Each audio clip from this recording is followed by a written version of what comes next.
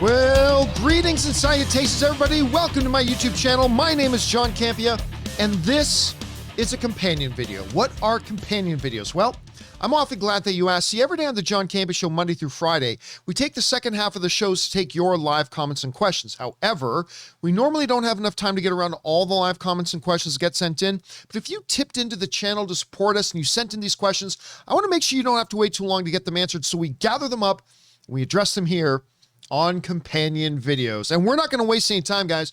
We're going to dive right into it. Let's start getting caught up on these questions, shall we? And we're going to get started off here with the same guy we left off with, which was the Black Knight, who sent in a whole bunch of questions. So let's get through the rest of them here. Black Knight writes, one of two.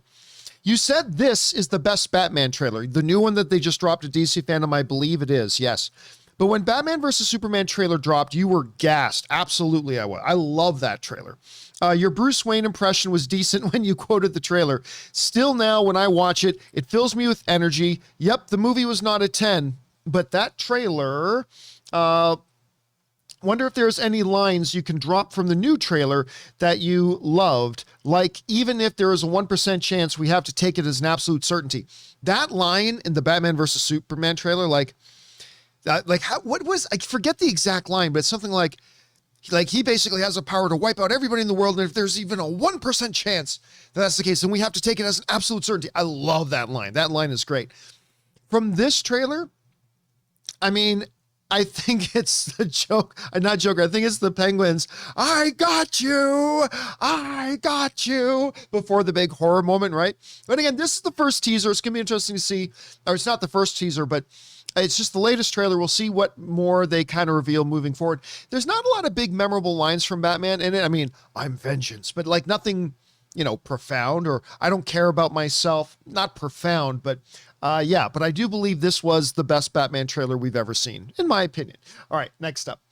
Black Knight also writes, you said let me try this again. You said it was B, you probably meant would be. You said it would be too distracting for Kristen Stewart to be in Batman. Do you think this would be the case for them, Robert, guys, proofread, to be in Batman? Do you think this would be the case for them, Robert, and her to star opposite in any movie moving forward? Did this happen with Hank? You probably mean Tom Hanks and Ryan, Sleepless. Then you got Mail, and they were also in Joe versus the Volcano, and they had some others. Okay, so where this is coming from and what Black Knight is referring to is a little while ago, somebody wrote in and said, hey, could you see Kristen Stewart popping up, because it looks like she's going to get an Academy Award nomination this year for Spencer. And people are saying, could you see her maybe popping up in the next Batman film as, I don't know, Poison Ivy or somebody, right?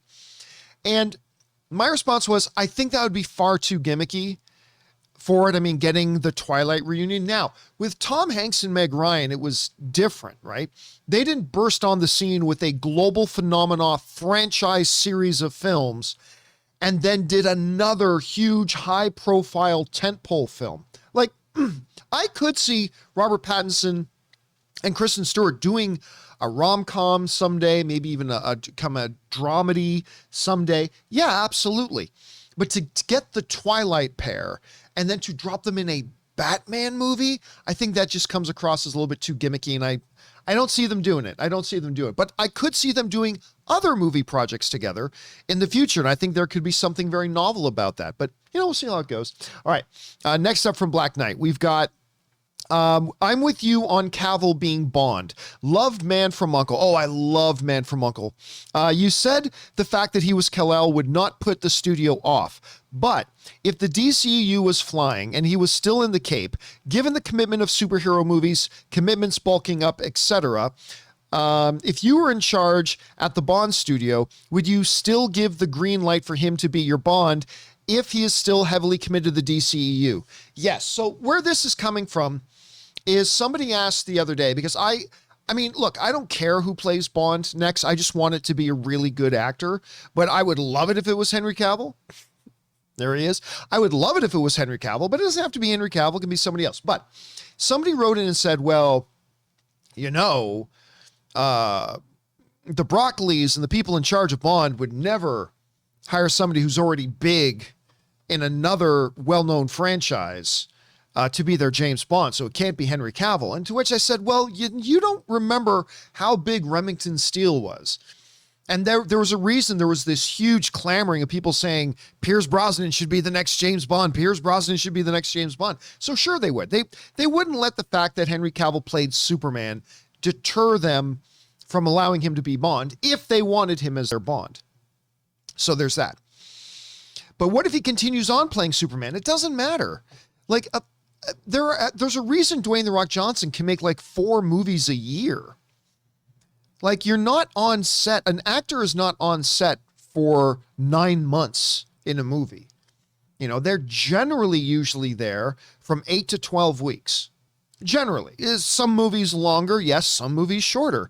But there's plenty of time for Henry Cavill to play Superman and do 2 other movies that year, and then do another Superman next year, and then do 2 other movies. But so again, I'm not saying he's going to be Superman. I'm just saying that wouldn't stop him. That wouldn't stop him from, let me try that again. I'm not saying he's going to be Bond. I'm just saying him playing Superman, if he does continue to play Superman, that won't be a deterrent for him being Bond at the same time. But again, it can be any actor. It doesn't have to be Henry Cavill. I would just like it if it was. All right, next up. The Black Knight again writes, when Quicksilver turned up in WandaVision, it was by far the biggest shut the fuck up moment I have ever had in any movie or TV show. If this was not your number one, what is? I got to be honest with you, Black Knight, I have no idea what you're asking me. I do not know what you mean by shut the fuck up moment. I have no idea what you mean by that. So unfortunately, I can't answer that. All right, next up. Black Knight again writes, with the studios owning characters, how did we end up with 2 Quicksilvers? Did Marvel say to Fox, you can have him cheap because we might still use? Or did they sell him to Fox and then rent him back off them? No. So what happened was they made a deal, and there was something that was consideration in the deal, and I can't exactly remember what it was. There was a give and take involved there. But basically it was this. They kind of made an arrangement specifically with those characters and only those characters. And there was some caveats. Like in Marvel, you can use Quicksilver and Wanda, but you cannot mention their lineage. You cannot hint at anything about their father being Magneto. You cannot use the word mutants. They can't be mutants in your movies and all that kind of stuff. And then Fox, it's like, okay, they can use Wanda and Quicksilver if they want, but they cannot, in the comics, they're in the Avengers and stuff like that. You cannot make any reference to the Avengers. You cannot make any reference to a whole bunch of things. So it was a very unique, specific circumstance and a specific deal that was reached. And there was one other element involved in that deal. And I can't one of the studios was also then allowed to use something else. And I can't, it might've been Ego. Was it Ego? Or was it something else? I can't remember now, but there was another element involved in that. And it was a very unique, specific, and limited arrangement.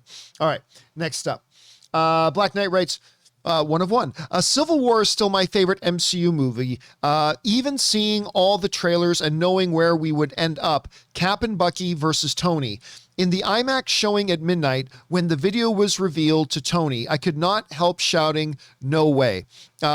Then when Tony said, I don't care, he killed my mom, I really wanted him to win.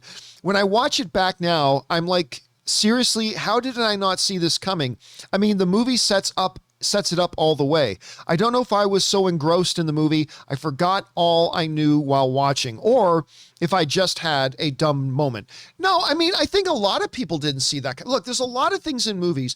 Good movies will set up mystery twists to happen where you won't see it coming, even if they did lay it out. There's been a lot of movies that I've seen where it's like a reveal happens and you go, whoa, and then you go, because you remember all the other things that have happened in the movie that have led to that. And you're like, oh, that all makes sense, right? That's what a good movie can do. So no, Black Knight, that is not a dumb moment on your part, not at all. That just means it's good filmmaking. All right, next up.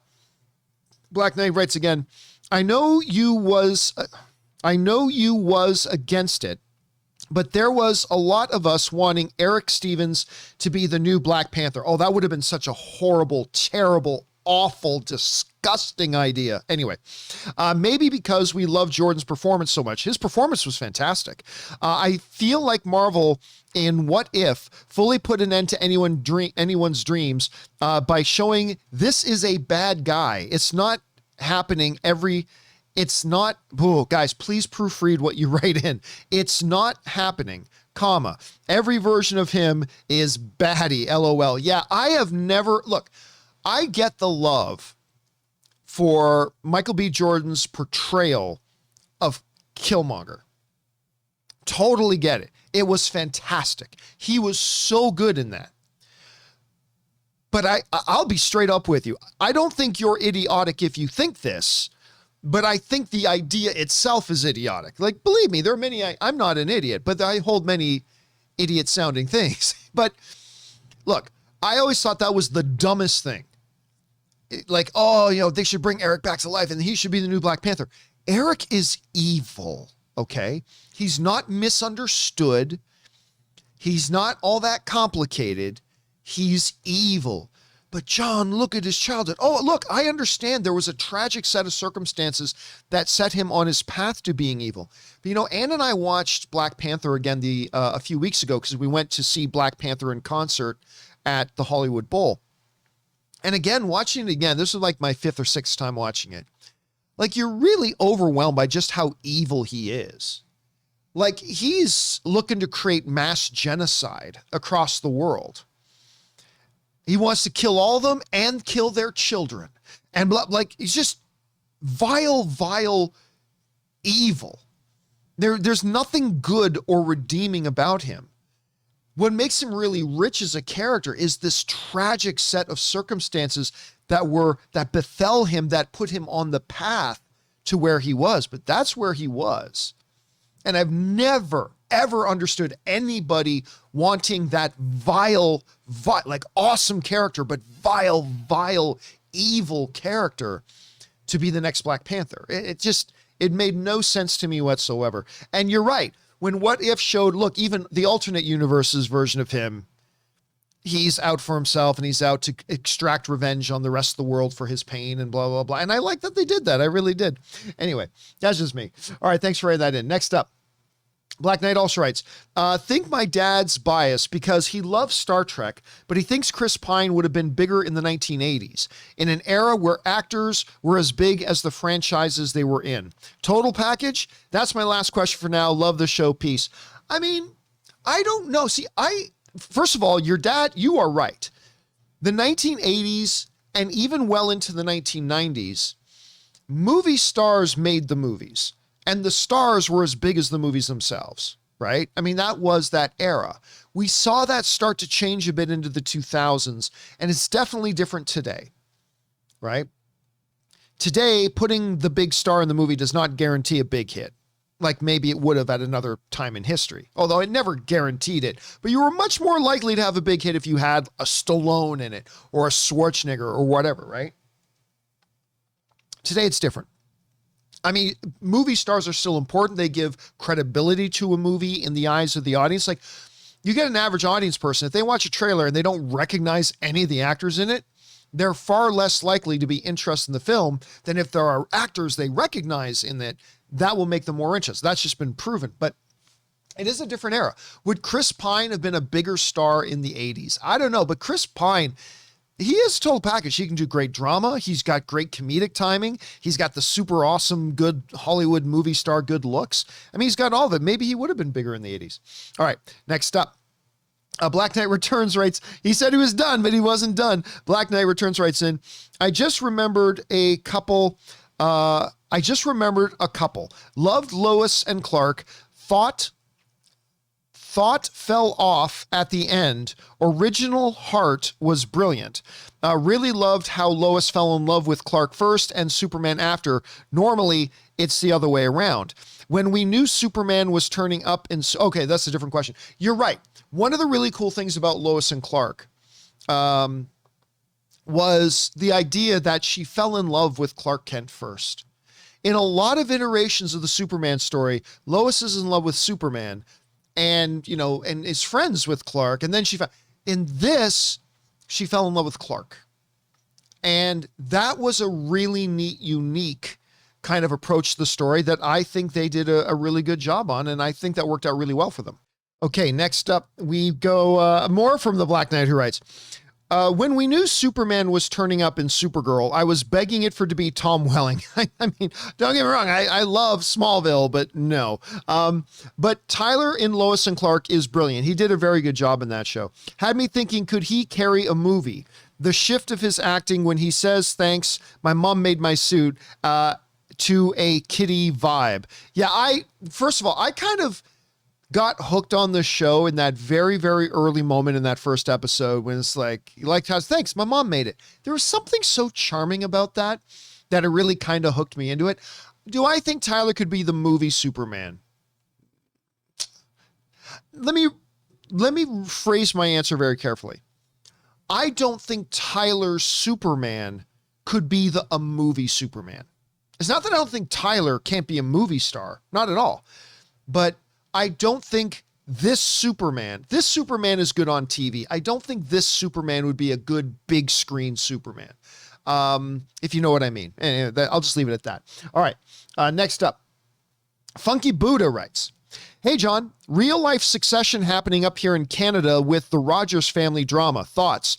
I have no idea what's going on with the Rogers family. Now, for those of you who don't know, Rogers is everything in Canada. Like, you know how in The Boys, Voight does everything from the computers, the entertainment industry, like everything, right? It's Voight. In Canada, Rogers is in everything. Like, for the longest time, like the United States had Blockbuster. The big video chain in Canada was Rogers Video. Up here you have AT&T. You know what the main service in Canada, at least when I was still living there, is Rogers. They're the main phone service.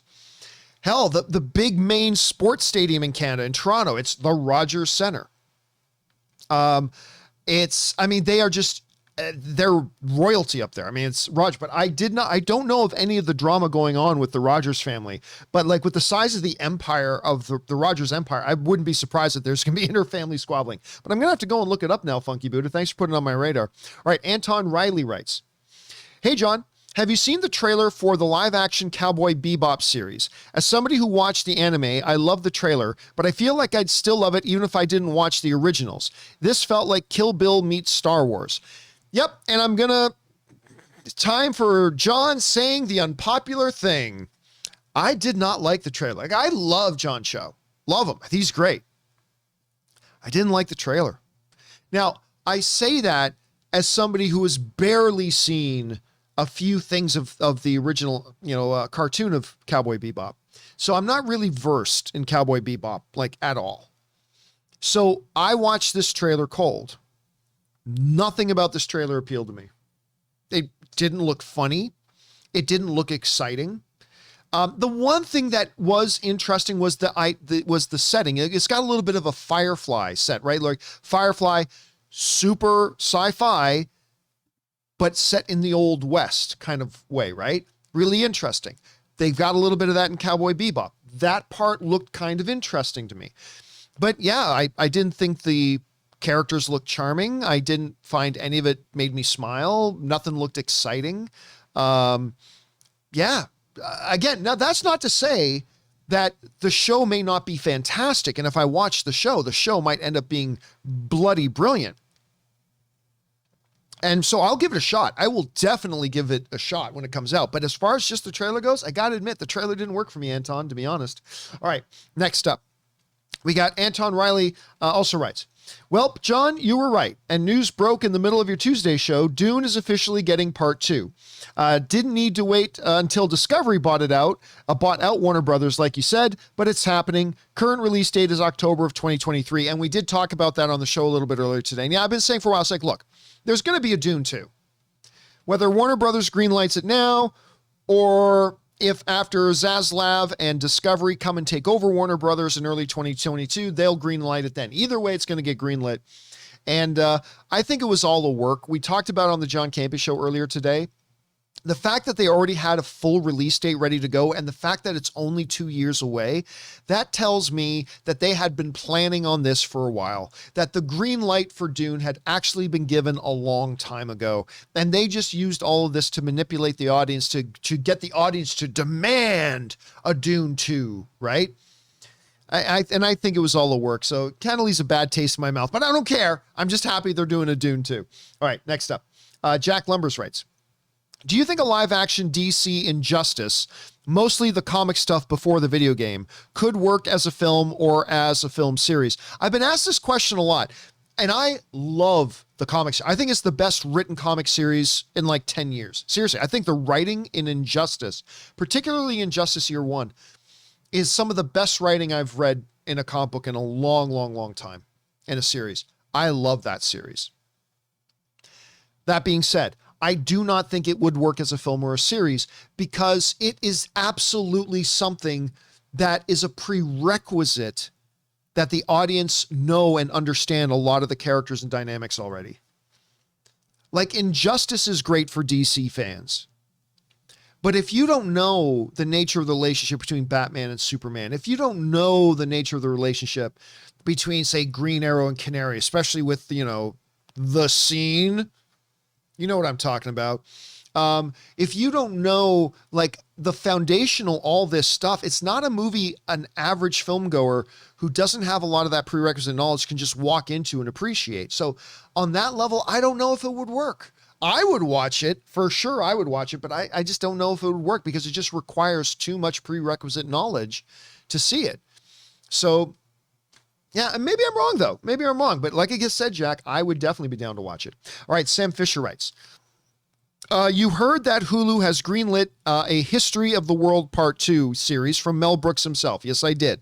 I know History of the World Part 1 is often seen as a weaker film when compared to Brooks's others, but I like it, especially the 15 Commandment scene. I'm excited. The History of the World is really good. I mean, it may not be Blazing Saddles and, stuff like that, but it's really good. We talked about this on the show the other day.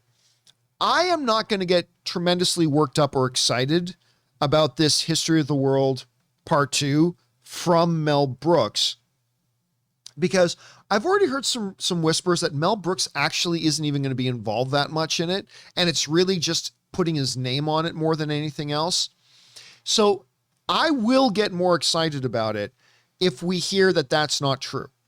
Like if I hear something definitive, it's like, no, Mel Brooks is writing this, I'll get excited. Until then, I'm probably not going to get too terribly worked up just yet, Sam. We'll have to wait and see. Because that's the only reason I would be excited would be because of Mel Brooks' involvement. And if we don't know that it's going to be like heavy, real involvement, then I don't know if there's a lot to be excited about. But we'll see. We'll see. It's certainly interesting news.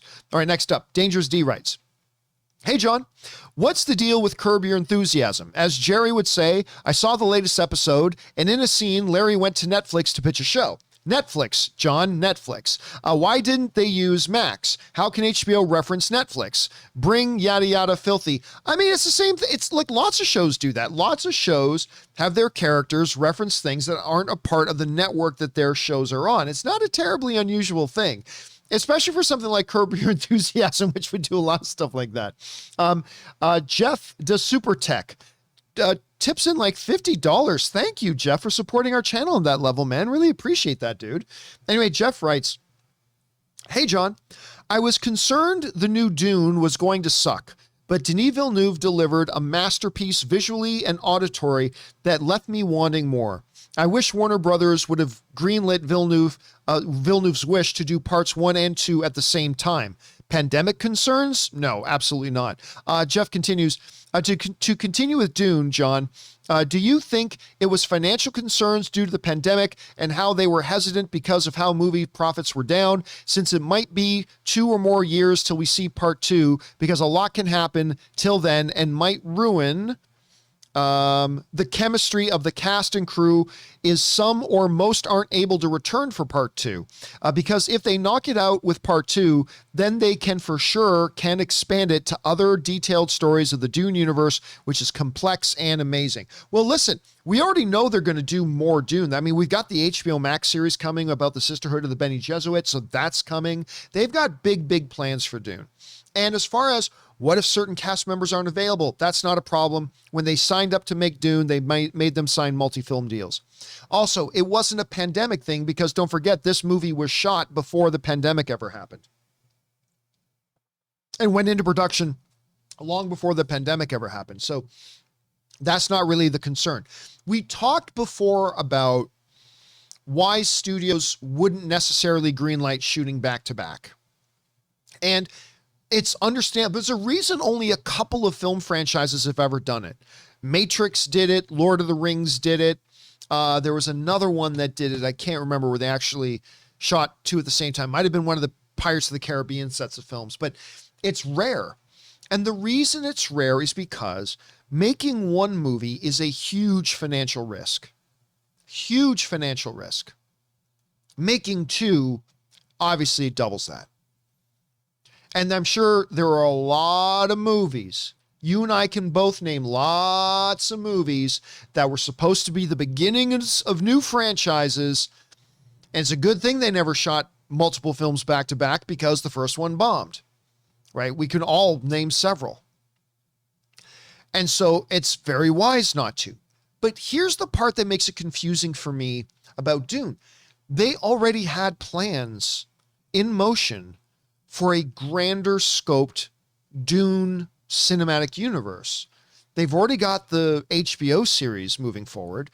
They want this to be a massive IP.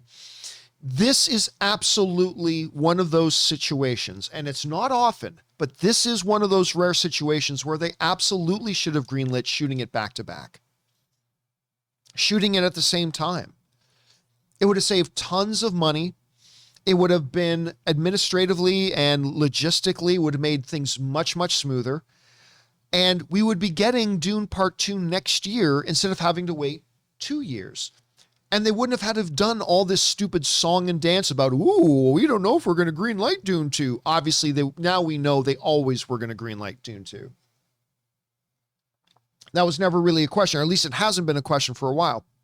So I get why 90% of the time they don't want to shoot two movies back to back. But this is one of those exceptions where they should have, if for no other reason than their own plans that they had. So I think that was a mistake that they didn't do that, man. It really was. Anyway, listen, Jeff, thank you so much for tipping that in, dude. Very generous of you to support our channel on that level. So thank you so much for that, man. And I'm glad you like the movie because I love it myself. All right, next up. Jeff continues. For part 2, do you think they should bring hardcore consultants from YouTube, like Quinn's Ideas, who is an awesome and detailed with his Dune videos and understands every facet of Dune stories? As long as Villeneuve returns, I think it'll be just fine. All right. So honestly, first of all, full disclosure, I do not know who Quinn's Ideas is.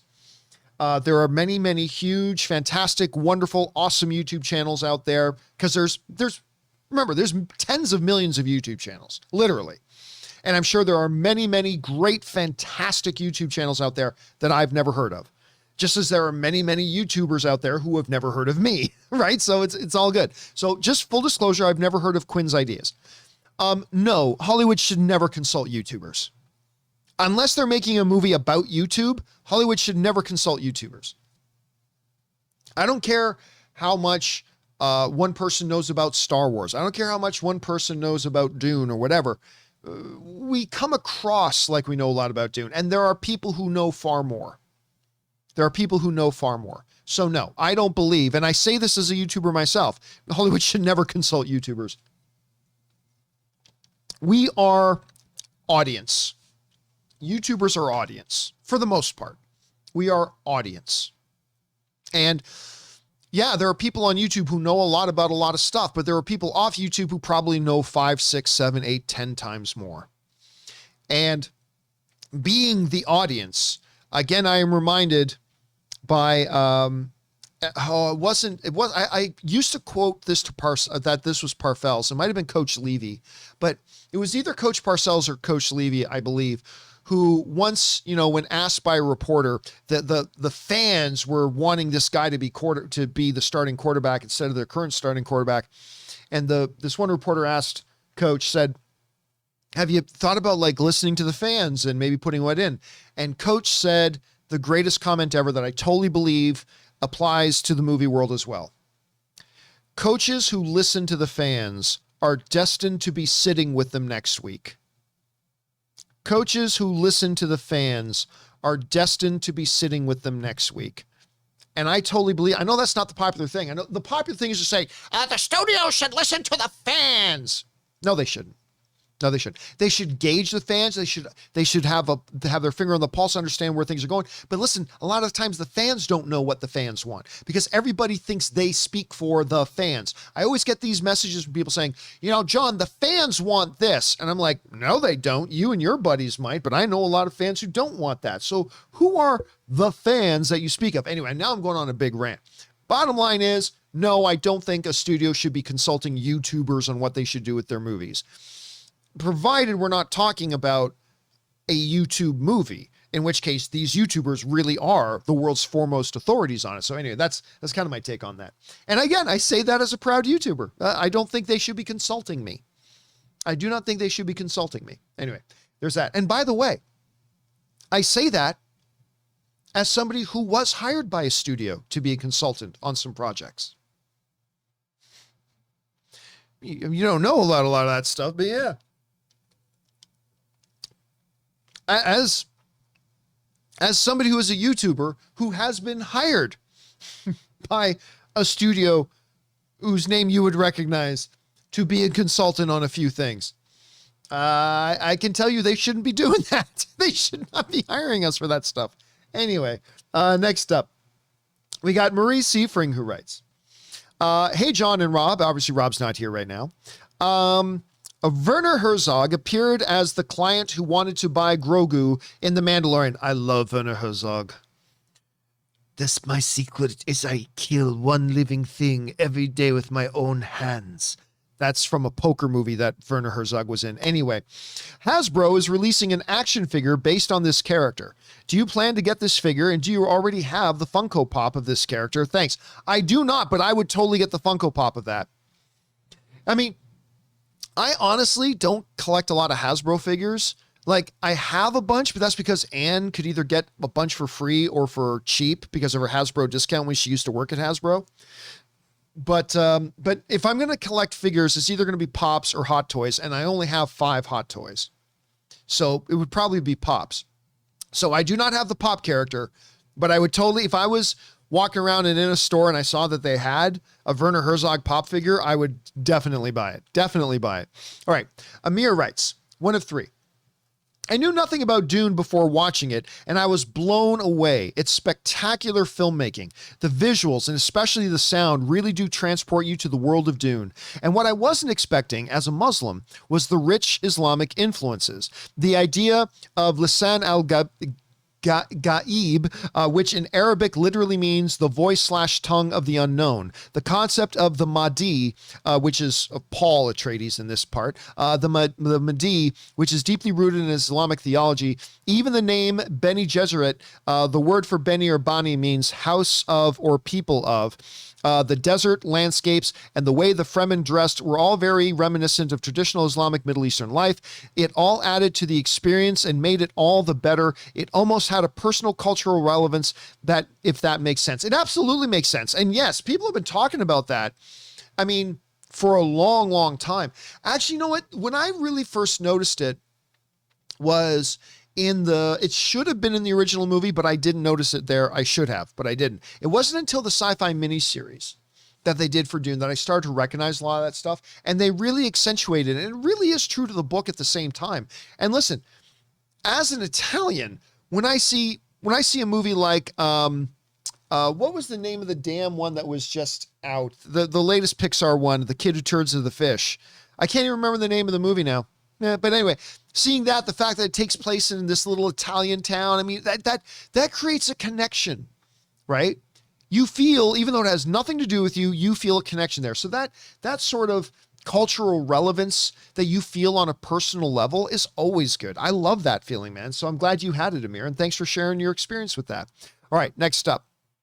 Obi Wayne writes, "Hey, John, I just saw that Last Night in Soho is coming out in 2 days.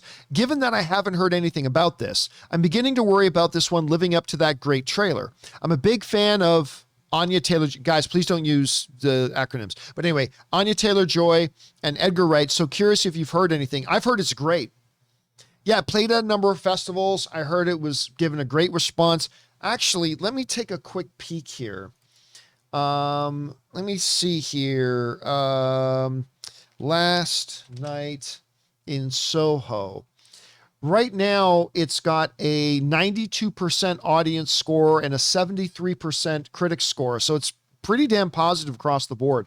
I have not seen it yet. I'm seeing it tomorrow. So I'll be doing my quick right out of the theater review of the movie after I see it tomorrow. But it's Edgar Wright, man. It's Edgar Wright. So anything Edgar Wright does, I'll be there with bells on, my dude. All right, next up. Dangerous D writes, "Hey, John, have you ever considered doing a masterclass on how to be a YouTuber?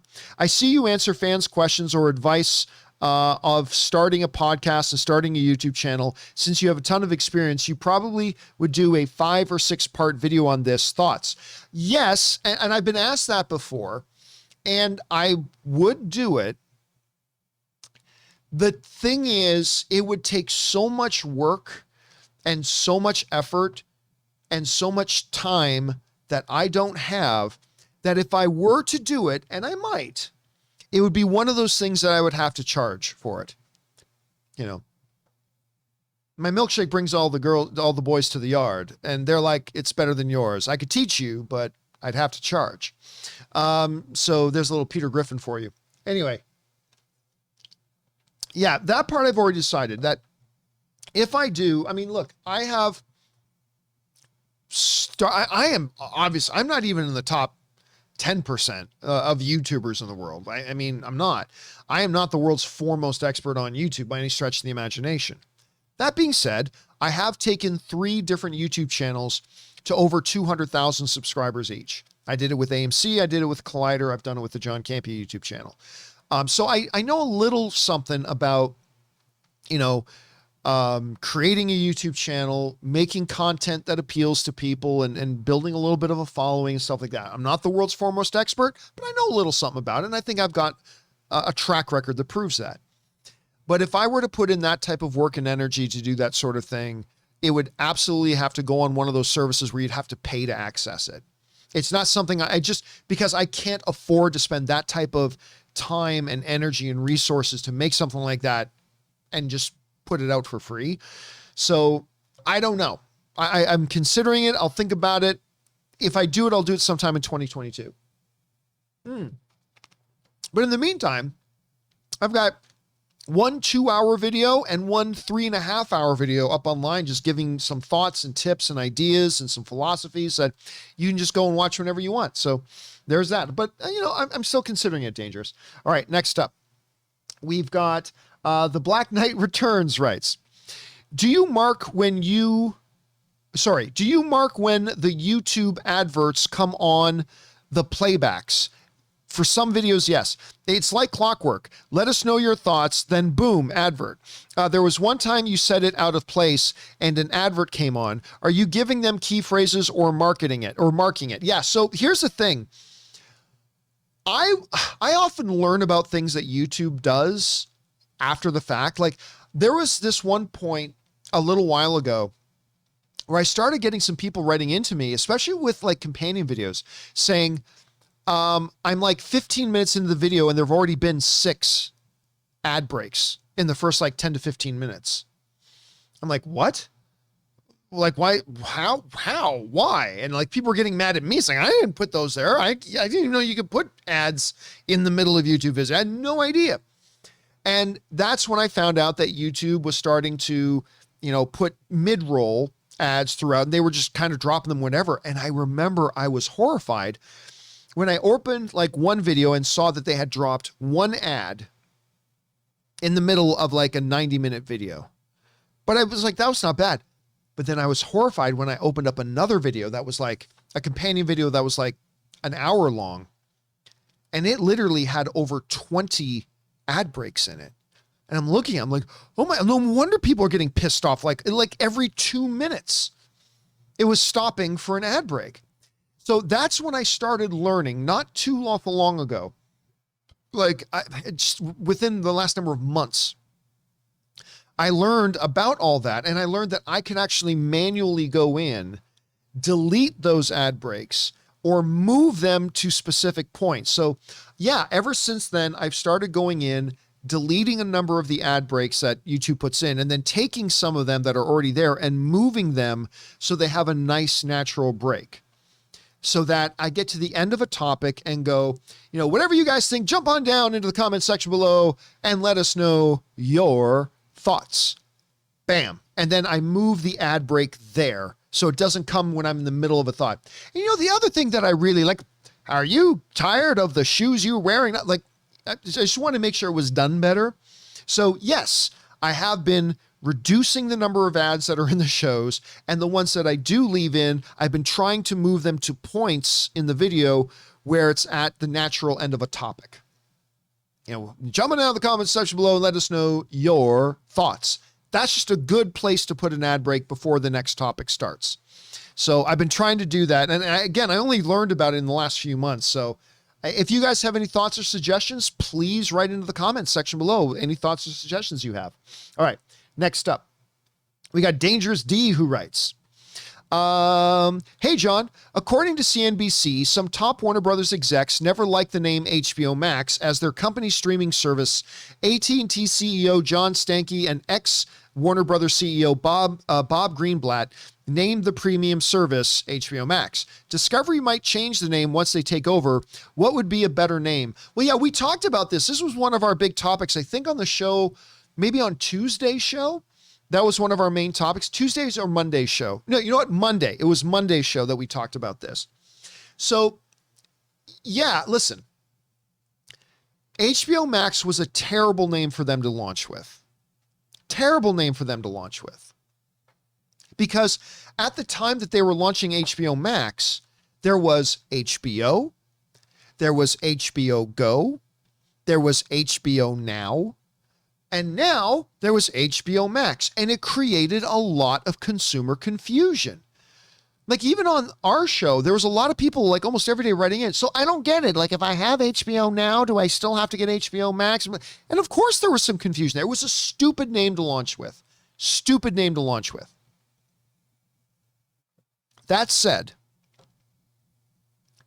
at this point, the damage was done, right?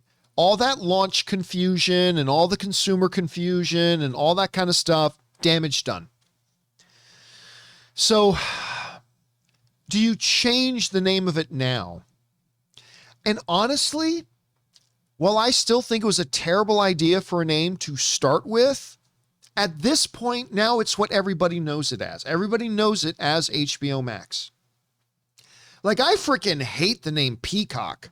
But now everybody knows it as Peacock. And while I still think it was a stupid name to have, and it was a stupid thing for them to launch with, now it's what everybody knows it as, so you just got to leave it as it is. And HBO Max is now just what everybody recognizes it as. So yeah, Discovery may change it, especially if Discovery decides to take Discovery Plus and fold it into HBO Max. They may want to change the name of the service to like Discovery Max or whatever. But other than that, honestly, I think they're just going to keep the name, and it's probably for the best at this point, but we'll see moving forward. All right, next up, Dangerous D also writes, hi, John. HBO Max is expanding slowly worldwide and is available in 6 European territories and offering half price for a limited time. Now that they're expanding, should Warner Brothers permanently slash their prices to compete better with Netflix and Disney Plus? What do you think? Nope, you don't. Listen, HBO Max is a premium service, and they create premium content. And guess what? Disney, their prices are just going up. Like they've already gone up. They've already done 2 price hikes already, and they're going to do more in the future. That whole $7. Yeah, we all knew that was only temporary. Their prices are just going to go up and up and up and up. And pretty soon they will be as expensive as HBO or maybe even more. HBO Max, for the content you get, considering you get all the library HBO content plus all the HBO Max content, 50 cents a day? Are you kidding me? That's less than 1 trip to Chili's. Like a month subscription of HBO Max, incredible library of content. The highest quality content. It ain't like Netflix where, yeah, there's a million things, but 800,000 of those million things are total rubbish and junk. HBO is curated and just fantastic content. For $15 a month, that is a very good value. Yeah, but Disney Plus, it doesn't matter. Disney Plus is just going up. It's going to be there soon enough. So no, I do not believe they should, nor do I believe they will slash their prices. They did just offer a lower price tier temporarily because they wanted to woo back subscribers that they lost through the drop from Amazon Prime Video. But that even comes with a caveat, and it doesn't it has some kind of limitation attached to it. But it's going to be $15. It's going to stay $15, and no, they should not slash it. They shouldn't slash it all. They've got a great product, and it's already an incredible value that they offer it for, in my opinion. All right. Alfred Gives Birth to Robin writes, after seeing Dune in IMAX, I came home and attempted to watch it again on my TV. I couldn't make it past 30 seconds. I looked at my 65-inch OLED screen and said, you are small and puny. Dude, don't I know? Listen, I kind of had the same thing because I've got a 75-inch TV on my wall with a nice surround sound system, the whole bit. Anne loved Dune. So the very next day on her lunch, when she was taking a break from work and she was on her lunch, first thing she did, she fired up HBO Max and put on Dune. And I sat down and watched it with her for a minute. It's like, it's so less than being on a TV as opposed to the way a movie like this needs to be experienced on the big screen. I mean, don't get me wrong, it was fine. It's fine watching again on TV, but it's nowhere near the same experience, which is why Ann and I are going to be going back to the theaters to go see Dune again in theaters, because we watched it again at home and it's just not as good of an experience. So I get you, man. I totally get you. All right. Next up, we've got Zevia will sponsor you. Writes, okay, John, you win. Zevia will sponsor you. Just one request. Please explain why you are so harsh on some DC animated movies. What makes them so bad to you? Are you looking for comic book accuracy, well-developed characters, a good story? Tell us, man. All right, here it is. Here's the big secret. They're total shit garbage. They are total shit garbage. And it ain't just DC. Marvel's animated stuff is total shit garbage too. It's horrendous, childlike 5th grade level writing, pathetic animations, like the cheapest, as inexpensive as they can do animation styles. It's rubbish. It's complete garbage. Now, it's all subjective. That is me telling you my opinion. That doesn't mean it has to be your opinion. And if you have a different opinion, that doesn't mean your opinion's wrong and mine's right. Not at all. But you are asking me my opinion. It's this. I get everybody wants to love this stuff because they love their Marvel characters and they love their DC characters. But I'm sorry, the vast majority of the animated direct-to-home video tripe that both of these great companies put out is absolute dog shit. That feels like it was written by a 5th grader and animated even worse. So you want my honest opinion. Now, there are a couple of exceptions. There's a couple of exceptions. You know, some people say, John, what about Mask of the Phantasm? Well, that wasn't made for direct-to-home video. That was a theatrically released movie. They can do that and do that well. But even their direct-to-home video stuff, there are a few, I think, exceptions to that total dog shit rule. Under the Red Hood, I think, is quite good. The Doctor Strange animated movie, I thought was quite good. And there are a couple, but for the most part, I think all of Marvel and DC's home video stuff is total, absolute, bottom of the barrel shite. That's just my opinion. You know, you don't have to agree, and it's totally cool if you don't. And I'm not saying I'm right and you're wrong, not at all. But you asked me my opinion. I just gave you my opinion. So there it is. All right, next up. Alfred gives birth to Robin writes, I introduced my girlfriend's son to Star Wars. Nice. He is using Dungeons and Dragons to figure out Star Wars characters' alignments. He thinks of Luke as chaotic good. I wouldn't say that.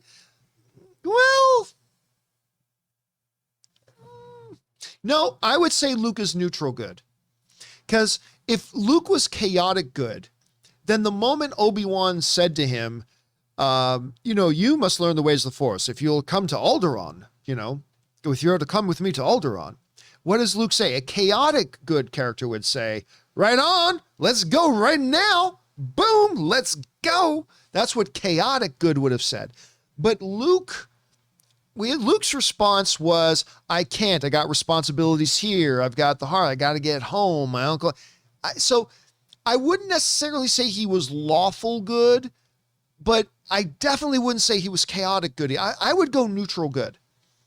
I would say Luke was neutral good. Anyway, I was going to think you're good. You are the D&D expert. I know nothing about D&D. What the hell is he talking about? Okay, so think of it as 9 quadrants, all right?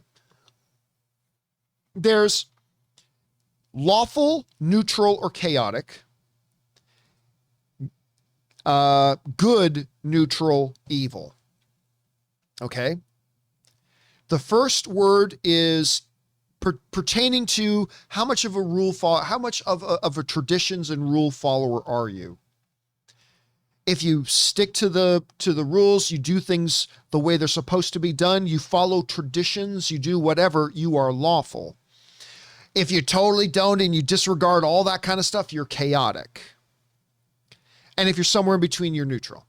So there's that. Then the next level down, and I'm sure a harder core D&D person would be able to explain this better than I am right now. Then you get to, well, whether you're a good or bad person. Because you can be a total to hell with the rules, but be totally good. So you can have a chaotic good person. You can have a lawful evil person. You could have neutral, like true neutral, right? So I just explained it terribly, but hopefully that gives you a little bit of an idea, Alfred. All right. Next up, we got Casey Mcnatt, who writes, 1 of 3. Well, John, I saw 2 movies yesterday. The first was Ron's Gone Wrong, which actually I thought was pretty good and reminded me of the Mitchells versus the Machines in type of feels. The second one, though, oh boy, I finally saw Dune in IMAX, and all I've got to say, first, let me just say the movie got delayed because the projector broke. Oh, that sucks. But they started the movie without any previews, so there's that. Anyway, as for Dune, it was fantastic. I'm really excited to see that Dune got greenlit for part 2 because I need more of this story. The visuals were great. The score was awesome, and I just enjoyed the movie from beginning to end. That's awesome, man. I'm so glad you had a good time. I loved Dune. I'm going to watch it again. On the big screen again. I've already seen it twice, but once was on the crappy home TV. I got to see it again on the big screen. Really enjoy this movie. I think it's going to get a Best Picture nomination. At least I think it totally deserves to. And like I said earlier, I think it was perfection as far as a iteration or a adaptation of Dune to the screen. I don't think you can do an adaptation of Dune from the book to the screen better than what Denis Villeneuve just did. It was absolute perfection in that way. And I'm glad you liked it, man. I'm glad you liked it. All right. Next up, Casey Mcnatt also writes, my last point for this time, I think we finally get the reference when Sam said Steve went to the moon. He was obviously meaning that he went to the moon as Buzz Lightyear. LOL, just kidding. But I felt that trailer was great, and I'm surprised we got a teaser this early. Yeah, listen, when they dropped, for those of you who don't know, they dropped the Lightyear trailer earlier today, which is the Buzz Lightyear solo movie, right? That doesn't take place in the real world with the toy Buzz Lightyear.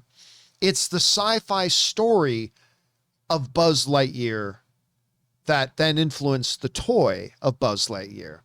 So it imagines him as this real, part of the, the Star League or whatever they call it with Buzz Lightyear. I can't remember.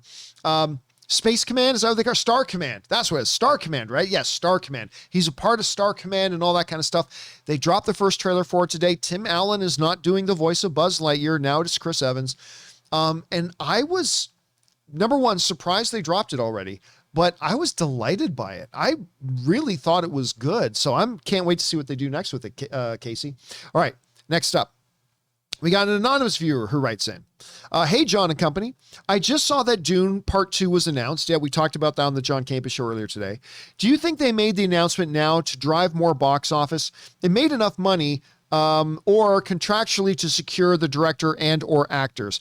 As I explained earlier, anonymous, I think it was all BS. I think they've known for a long time that this thing was already greenlit. I think they pulled a big manipulation work on the audience to create this artificial demand from the audience. Give us Dune 2. And that would kind of be publicity for them and all that kind of stuff. And that's honestly, I have no insider information on that, by the way. Let me be clear about that. I have not had studio sources tell me that not at all. This is just me as a fan making my own observation, pulling it right out of my ass. So you take that for what it's worth. But yeah, I am completely convinced that this was all a manipulative work, and this was actually already decided a long time ago. At least that's my take on it, my dude. I could be 1,000% wrong about that. All right, next up. Jonathan writes, regarding John Kent being bi, I'm with you. I don't care. At the end of the day, to me, Superman is Clark Kent is Superman. He's my Superman. If you think Jonathan Kent is your Superman, good for you. But to me, Clark Kent is and always will be the Superman. Yeah, so of course there's the big controversy the other day because Clark Kent's son, Jonathan Kent, who has been donning the Superman moniker lately, not Clark, but Jonathan has been donning the Superman moniker lately. They revealed that Clark's son, Jonathan, is actually bisexual in the comics, which, who cares? I don't care. That's fine. But it caused a big hubbub with people who have political agendas and stuff like that. But to me, it really didn't matter. I seriously, I don't think it's great that he's bisexual. I wouldn't think it's great if he came out as heterosexual. I just don't care, about that stuff. So I was perfectly fine with it. All right, next up. JP writes, hey, John, JP from Montreal here. I love Montreal. Absolutely love your show. Thank you so much, JP. Merci. I can hardly wait any longer for Spider-Man No Way Home to see Tobey Maguire on the screen again. Well, you might be in for a real big disappointment. Do you think his appearance will have people cheering like an Endgame? I hope so. Have a great day. JP, there's something you really got to understand here, man. There is nothing that says Tobey Maguire is going to be in this movie. Like you got to understand that. Now, I believe he will be. I believe that both he and Andrew Garfield will be in this movie, but there's no proof of that. Nobody in the studio has ever said Tobey Maguire is going to be in this movie. If anything, all Tobey Maguire and Andrew Garfield have done is deny that they're in it. So you just gotta, so if the only reason you're looking forward to Spider-Man No Way Home is to see Tobey Maguire, listen, this is why I've been saying for a while now. It is good to speculate. It's fun to speculate. That's what we as fans do, but do not let your speculation become expectation, because expectations are the killers of joy. Because if you now are expecting Andrew or Tobey Maguire to be in this movie, and he's not, well, then even if Spider-Man No Way Home is fantastic and fun, you just killed your enjoyment of that movie because you allowed your speculation to become expectation. Now, again, I believe they will be in it, but I'm not going into this movie with any expectations. Like, I don't care if Andrew Garfield or Tobey Maguire show up in this movie. I just want a good movie. You give me a good, fun, entertaining movie, John Watts, like you did with Spider-Man Homecoming and Far From Home, I'm good. I'm happy. I'll walk out of that theater with a big smile on my face. And if Andrew and Tobey pop up, awesome. And if they don't, whatever. I'm not going in with any expectations. Don't let your speculation become expectation. Because it sounds, JP, like you're setting yourself up for disappointment. Saying, I can't wait to watch it because I want to see Tobey in the movie. Well, how about look forward to watching it because the other two movies have been really good and hopefully this will be a really good movie too. And again, I'm saying this as somebody who believes they'll be in it, but don't expect it. That's all I'm saying, man, because you're just setting yourself up for disappointment if you are. So we'll see. We'll see. We're getting close, though, JP. We're getting close. And enjoy Montreal, man. I wish I was there right now. All right, next up.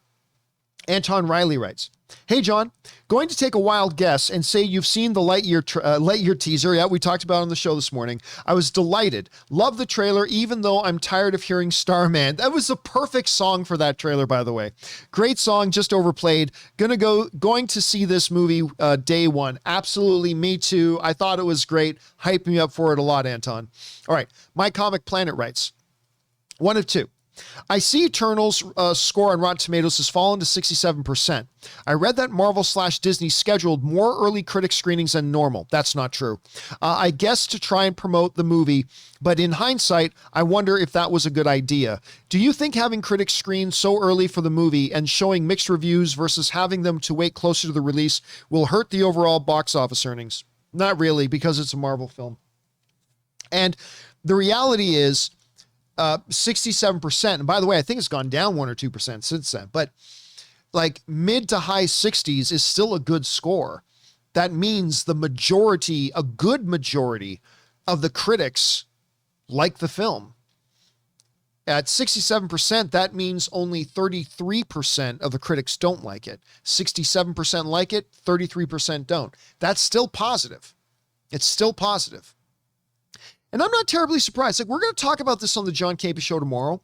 We're going to talk about the dropping critic score of Eternals on tomorrow. But it's important to keep in mind, it is still a strong score, but not for an MCU movie. What's causing that? What does it mean? Whatever. But number one, there were not more critic screenings than normal. Like, for instance, Shang-Chi. I'd seen Shang-Chi 3 or 4 times. 4 times? Or 5 times. 4 times or 5 times. Anyway, let's go with 4. I saw Shang-Chi like 4 times before the movie ever opened. Right? And those are all like critic events and stuff like that. That's kind of common with a lot of MCU movies. And yet I've only seen Eternals twice. So no, they haven't been screening for critics more than normal. It's been kind of the average thing about that, but I don't honestly think it's going to impact the box office that much. Because remember, I never thought this was going to be $1 billion film anyway, right? These are all brand new characters that nobody's ever heard of. It's a totally different thing. So I already think the box office for Eternals was going to be a little bit challenging anyway, but I don't think having good critic scores as opposed to fantastic critic scores is necessarily going to hurt the box office for this. Because I think the box office was already going to face some challenges, to be honest, but there's that. All right, next up. Anton Riley writes, "Hey, John, did you know that YouTube has a collection of movies you can legally watch for free?" Oh yeah, they have a ton of them actually, all over the place, with ads, of course. Was watching That Thing You Do with Tom Hanks, which is great. Also watched Once Bitten 1985 with Jim Carrey and thought it was terrible. Indeed it is. But yes, YouTube has a lot of movies on there that you can watch ad supported, and of course tons and tons and tons of movies you can just buy and have as a part of your library on there too. But there's a lot of free stuff and a lot of free content on there that is ad supported. So thanks for pointing that out, Anton. I think probably there's a lot of people who didn't realize that. All right, next up, we've got Tyler Brooks, who writes, "John, as an early 90s baby, I grew up with the Toy Story franchise. Pixar just dropped a Lightyear trailer, which we've already talked about, for a character that I have always been begging to see in a solo film, Buzz Lightyear, and I am stoked. What are your thoughts on the trailer?" Again, we've been talking about this a little bit. I thoroughly enjoyed the trailer. I really did. And part of it was because it caught me by surprise, because I didn't realize they're going to be dropping one right around now. But it just had a great feel to it. And I said on the show today, take away the fact that it's Buzz Lightyear. Take away the fact that it's a Toy Story spinoff. If this was just a random, like, Pixar animated film about a space adventurer and it was just the same trailer, it just wasn't Buzz Lightyear, I still would have thought this was a great trailer. And that says a lot about it. So yeah, man, I absolutely adored it.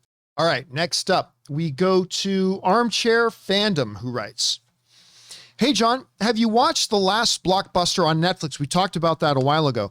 How much are younger people missing out on for movie night without that trip to the video store to stroll around and figure out which 1, 2, 4, or 8 movies you would grab for the weekend? Man, you know what? I was talking about this a little while ago. While obviously we all love the convenience of just being able to sit at home and click, there was something magical. Like when me and my buddies, or when me and a date, we're planning movie night, there was something cool about going to Rogers Video, or in the US's case, Blockbuster, and going there and perusing the aisles, discovering movies that you'd never thought you heard of or you'd never seen before, or waiting for that release to come out that you've been waiting. And then you walk into Blockbuster or Rogers Video the one day and the movie you've been waiting for to come out. It was the entire one new release wall would be filled with it. But then again, strolling the aisles, picking out movies, things like that. There was just something great about that process. And then you're right, getting like 4 for the price of 2, whatever. You know, me and somebody, we'd grab like 4 DVDs, take them back to the house for the week, watch those movies. I mean, obviously the convenience and the delivery of it today is far superior, obviously. But I will always miss those days, man. I will always miss those days. I really will. All right. Next up, we've got BK Dan who writes, John, have you seen the Lightyear trailer? Yes, I have. It looks like / reminds me of Toy Story meets Star Wars. Chris Evans does the voice of Buzz, so Captain America makes it into space too, albeit after Captain Kirk. Seriously, release date in June 17th, 2022, theaters, then Disney+. Yeah, which is, again, very surprising to me why the trailer came out now. I mean, it's way too early, for quite frankly, to drop that trailer. So, I mean, it's going to waste all the, no pun intended, it's going to waste all the buzz. It's going to waste all the buzz. So, but hey, I'm not going to lie. It's part of the reason why it surprised me that it came out, but I was absolutely delighted for it. Now we still got to wait 8 months for it, but whatever. I did like the trailer a lot. All right, next up. Orange Grove 55 writes, Hey, John, if you were to meet Bob Chapek and could advise him on one thing to set him on a course for success, what would you advise? Thank you, and bring on the filthy. Well, let's make no mistake about it. Despite the fact that I don't think Bob Chapek is doing a very good job running Disney, he is a 10 times smarter person than me. So it is not my place to advise him. But if the universe kind of aligned in a certain way and Bob Chapek happened to stumble across me and happened to ask me for my advice for whatever reason in the world, I would tell him kind of something. I tweeted something about this. Actually, let me see if I can bring up my tweet. I tweeted something about this earlier. Let me see if I can bring it up. Okay. Yes. So I put this up like just a little while before starting doing the companion video, to be honest with you. So I wrote this. I wrote, the problem I see with Bob Chapek's Disney as opposed to Bob Iger's Disney is this. Under Iger, creative and creative-friendly people were put in charge with intelligent business people to advise them. Under Chapek, business people are in charge with creatives being told what to do. So I had just put that up a little bit earlier this evening, as a matter of fact. So if for whatever reason, unknown reason, if Bob Chapek had temporary insanity and actually asked me for my advice, which he should never do, I would simply tell him this. Stop putting business people in charge. Put creative people in charge and surround them with business savage and intelligent people. Don't let the final decisions be made by the business people. Have the business people do the advising, but put creativity first. Put that first. It really worked for Iger, and I think it will work for you. That would personally be my advice to him, because one of the first things Bob Chapek did was he got rid of all of Bob Iger's creatives and put business people in charge of them. And that's not smart. It's not good. And we're not going to feel the effects of that this year or next year. But once we get into 2023 and 2024 and 2025, that's when you're really going to start to feel the effects of that as the audience members. But that would be the advice I would give, that he should never, ever ask me for, because he's 10 times smarter than me. All right, next up. Sam Fisher writes, I remember when they first announced Lightyear that the reasoning behind it was that Buzz Lightyear toy was supposedly merchandise from a movie. Lightyear is supposed to be that movie. I thought that was the whole point of the 1990s animated show. I don't even remember the 1990s animated show, but whatever the concept is for Lightyear, the trailer sold me on it, Sam. It totally sold me on it, so I am all on board with it. All right, next up, Rhett Proctor writes, Hey, John. So I decided to finally watch Daredevil on Netflix. Oh, dude, you waited this long? Anyway, and oh man, I love it. I'm on season 2 and it's been the best show ever. John Bernthal as Punisher is perfect. I wish Marvel would bring these shows back. Charlie Cox is so great. Matt Murdock slash Daredevil. Yeah, he's great, but another actor might be better. I mean, that's the thing. And by the way, yes, Bernthal is great in it, but now go watch Punisher seasons 1 and 2. Because as great as Bernthal is as Punisher in the Daredevil series, he's even better in his own season 1 and season 2. I love season 1 and season 2 of Daredevil, of Punisher. And I loved all the seasons of Daredevil. That said, we as audiences often lie to ourselves or tell ourselves this fairy tale that if we see an actor great in a role, that only that actor can be great in that role, which is obviously not true. If Marvel does bring back Daredevil or introduce their own version of Daredevil, they'll get an actor, and I'm sure they'll get a great actor for it, who might be even better than Charlie Cox was. But again, we are so biased by what we have seen. Like, so we saw Charlie Cox's Daredevil, and now we can't imagine anybody else doing it. But obviously somebody else could, and maybe even be better, maybe be just as good, maybe not be quite as good, maybe be 10 times better. I mean, we won't know, but I'm sure they'll do a good job with that either way. And by the way, rumors continue to persist. I don't personally buy them, but it is possible. Rumors continue to persist that maybe Charlie Cox pops up in the MCU here pretty soon. There's no evidence of that whatsoever in the world, but the rumors are out there. I don't believe it's going to happen, but it is possible. So you never know, man. You might get your wish. Probably not, but you might. All right, next up. Tanu writes, some men are dads, others are daddies. I don't know what that means. Oscar Isaac and Leto Atreides, that's his character in Dune, is a man that is both. Now that's a man that can bring the filthy, all the filthy, and as a straight man, I have no problem saying that. Moon Knight and Metal Gear Solid, can't wait. Like, Oscar Isaac's career right now is exploding, especially in the genre stuff. Like, from being in Star Wars, now he's in Dune, now he's going to be in the MCU's Moon Knight, then he's going to be Metal Gear. I mean, it is crazy how much he's exploding, and he always delivers. He's a fantastic actor, always delivers, and it couldn't be happening to a more talented dude. Thanks for writing that in, Tanu. All right, Anakin Skywalker writes, I didn't like the movie Dune. It had too much sand. It's coarse and it's rough and irritating and it gets everywhere. LMAO. For real though, Dune might be my second favorite sci-fi movie behind Interstellar, and I absolutely cannot wait for part 2. Listen, man, I'll tell you, look, I get it. Dune is not a movie, nor is it a book or a story that is for everybody. It's not. It's not. And so I get it. Not everybody loves it. Cool. But I think it is a fantastic movie. It's fantastic. Do I think it's going to win Best Picture of the Year? No, probably not. Probably not. But I do think it's absolutely wonderful. And like I said before, I think it's just a perfect adaptation. So I'm glad you liked it, Anakin, despite the fact the sand is coarse and rough and it gets everywhere. All right, James Argenta writes, how do you rank your anticipation for these 3 sci-fi films? Guardians 3 in 2022 or 2023, Dune 2 coming in October of 2023, or Star Wars Rogue Squadron in December of 2023. Listen, it should be Dune 2, but it's Star Wars Rogue Squadron. I love, ever since they announced Star Wars Rogue Squadron, the idea of an Air Force, a fighter pilot movie that's in the Star Wars universe. Sign me up. Sign me up. I've been so stoked for that. So I'm not saying it's going to be better than Dune 2, but you're asking me what's my anticipation. It would probably, and I'm looking forward to all 3 of these. Obviously, I'm looking forward to Guardians of the Galaxy 3. Come on.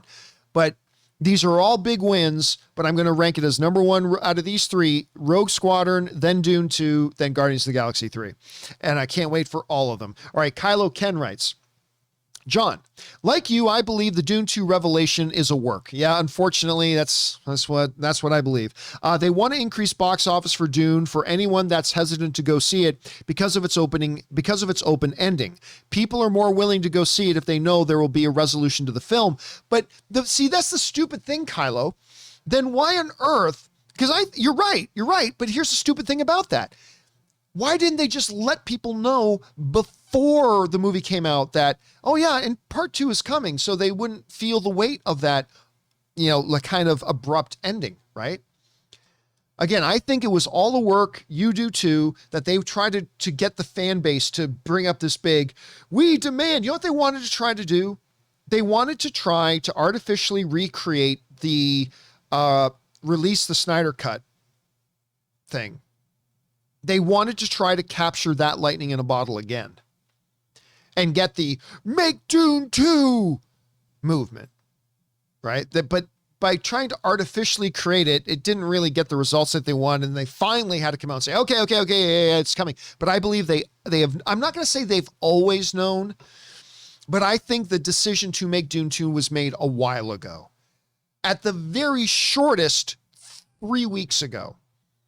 But as long as 6 months ago, honestly, I think that. I really do. But I think they were trying to artificially create that release Dune 2 or make Dune 2 kind of move. That's what they thought they could create artificially. And it didn't happen.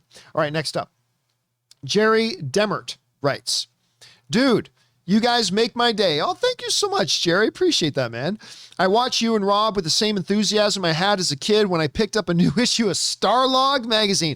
I'm sure Rob would love hearing that. I know he loves Starlog magazine. And listen, Jerry, it's always awesome when somebody just wants to write in and say something fun like that. So thank you so much, Jerry, and thank you for being here and being a part of our community, man. I appreciate that. All right, next up.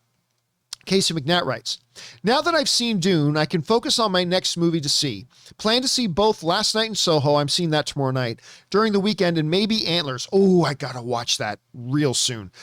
This weekend if I can. Either Tuesday or Wednesday. Do you plan to see any of these movies this weekend? Yeah, well, tomorrow, I'm seeing 2 movies tomorrow. I'm seeing The French Dispatch tomorrow, and I'm seeing Last Night in Soho.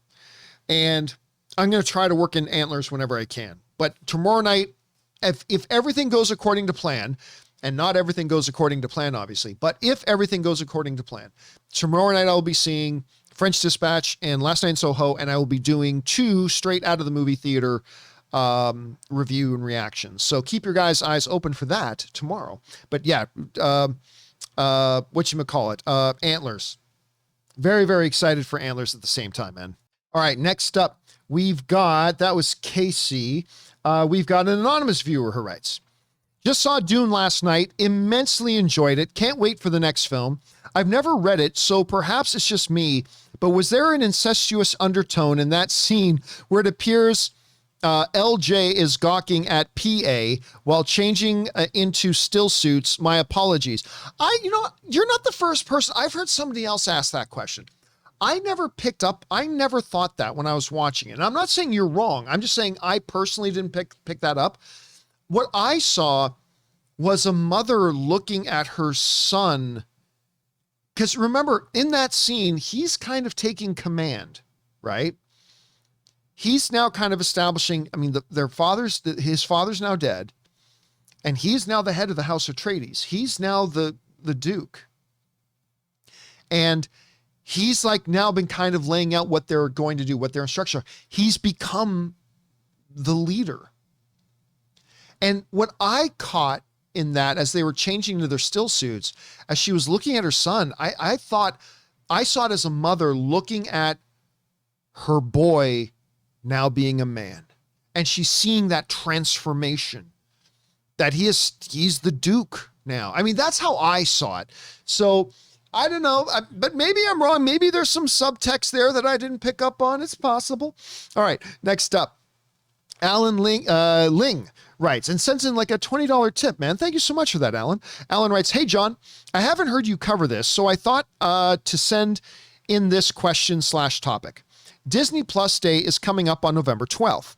Is this the same as the Disney Investor Day that they had last year? No.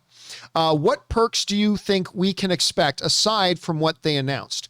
Well, what Disney Plus Day, we had this as a topic the other day. Some people were writing and saying, hey, I think we're going to get a Spider-Man trailer, and I think we're going to get our first look at Doctor Strange. And it's like, well, no, remember, this is a day to talk about and celebrate Disney Plus.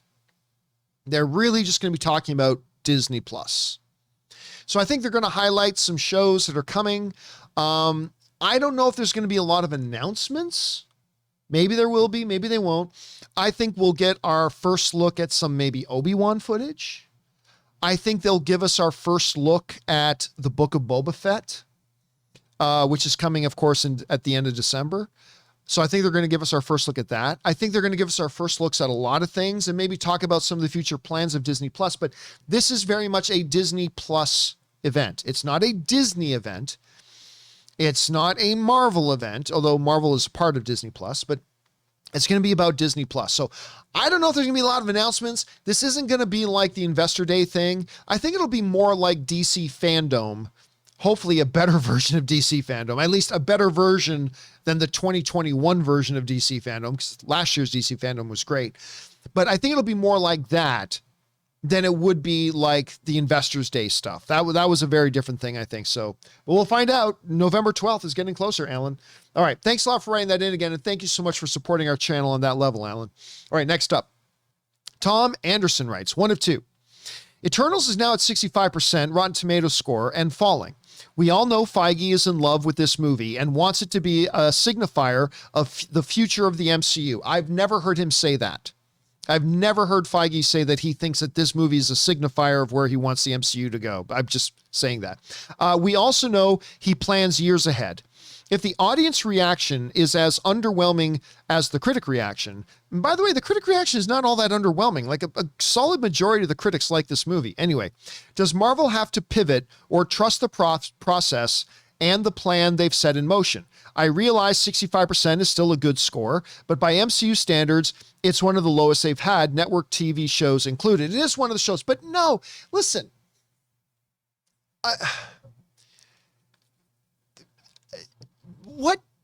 This is what I don't understand. What do you think is going to happen? That every single MCU film is going to be in the high 80s to 90s and every single MCU, you just can't. This is what, their 26th? I want to say 26th. It might be 25th or 24th, but whatever. Let's, for argument's sake, let's just say 26th. This is their 26th movie. 26th. How many bad ones have they done?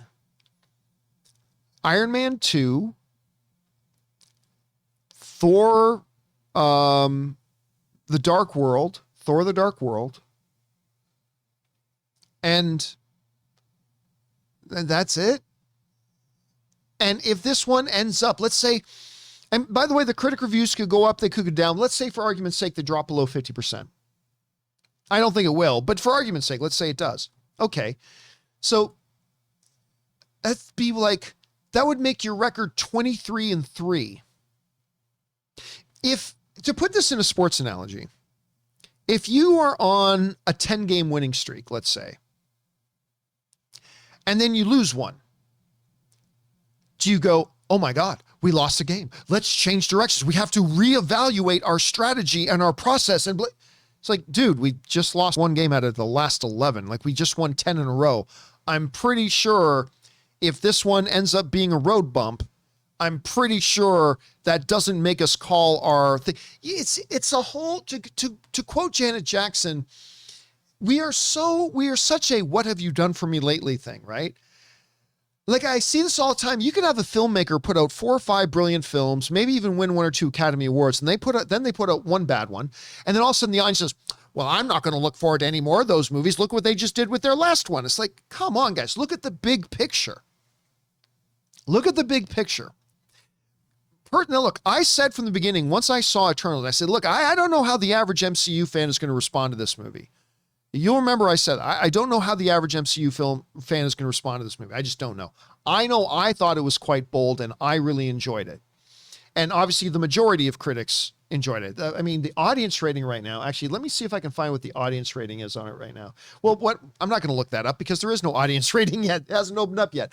But I'm going to be very interested to see the audience score What does the critic score end up being? Does it stay fresh? Does it drop down into rotten? All that kind of stuff. But even if it ends up disappointing, you don't then go, oh my God, we need to reevaluate what we're doing. You'd be 23-3 at that point. If you're a team that's 23-3, you do not reevaluate your game plan. Everything's going perfectly good. So that would be what I would say to that, Tom. I would say, I'm going to be curious to see how the audience responds to it. Again, I don't know how the audience is going to respond. Like when I saw Shang-Chi, I knew audiences are going to love this. It's a very different kind of MCU movie, but it's still definitively an MCU movie. And it's an absolute crowd pleaser. I know the audiences are going to love this, right? I don't know that about Eternals. I know I liked it. I know I liked it quite a bit. But I don't know how the average MCU fan is going to respond to it. And it's going to be very good. But again, even if it doesn't work out, you don't question your plan if your plan gets you off to 23-3.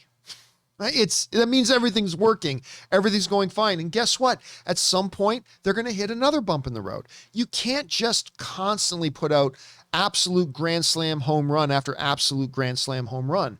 At some point, you're going to ground out to first, or you're going to strike out. It's just going to happen. It's just going to happen. I mean, Steph Curry's like one of the greatest free throw shooters in the history of the game, but he misses once in a while. Does he miss one free throw and have everybody go, oh my gosh, Steph Curry better go back to the drawing book and refigure out how to retool the mechanics of his shooting because he missed one? Well, of course, he's going to miss a couple. So no, I don't think, Tom, this is going to make them call into question their future plans. I mean, look, if they hit 3 or 4 in a row, then end up being disappointing. Yeah, then maybe you got to start looking at things. But as long as they're 23-3 and they're just coming off of Shang-Chi and, they've had tremendous success with WandaVision and their stuff there, and everybody's excited about Spider-Man No Way Home. No, they don't need to go back to the drawing board and re-examine anything at this point. It doesn't seem like that at all. All right, next up. Mr. Burns writes, 1 of 2. Hey, John, how are you today? I'm doing very well, thank you. Have you seen the trailer for Dr. Brain? Nope, haven't seen it, never heard of it. I'll tell you what, this movie from Apple has my interest just because it's from the director of I Saw the Devil and Tale of Two Sisters, which in my opinion were some pretty good movies.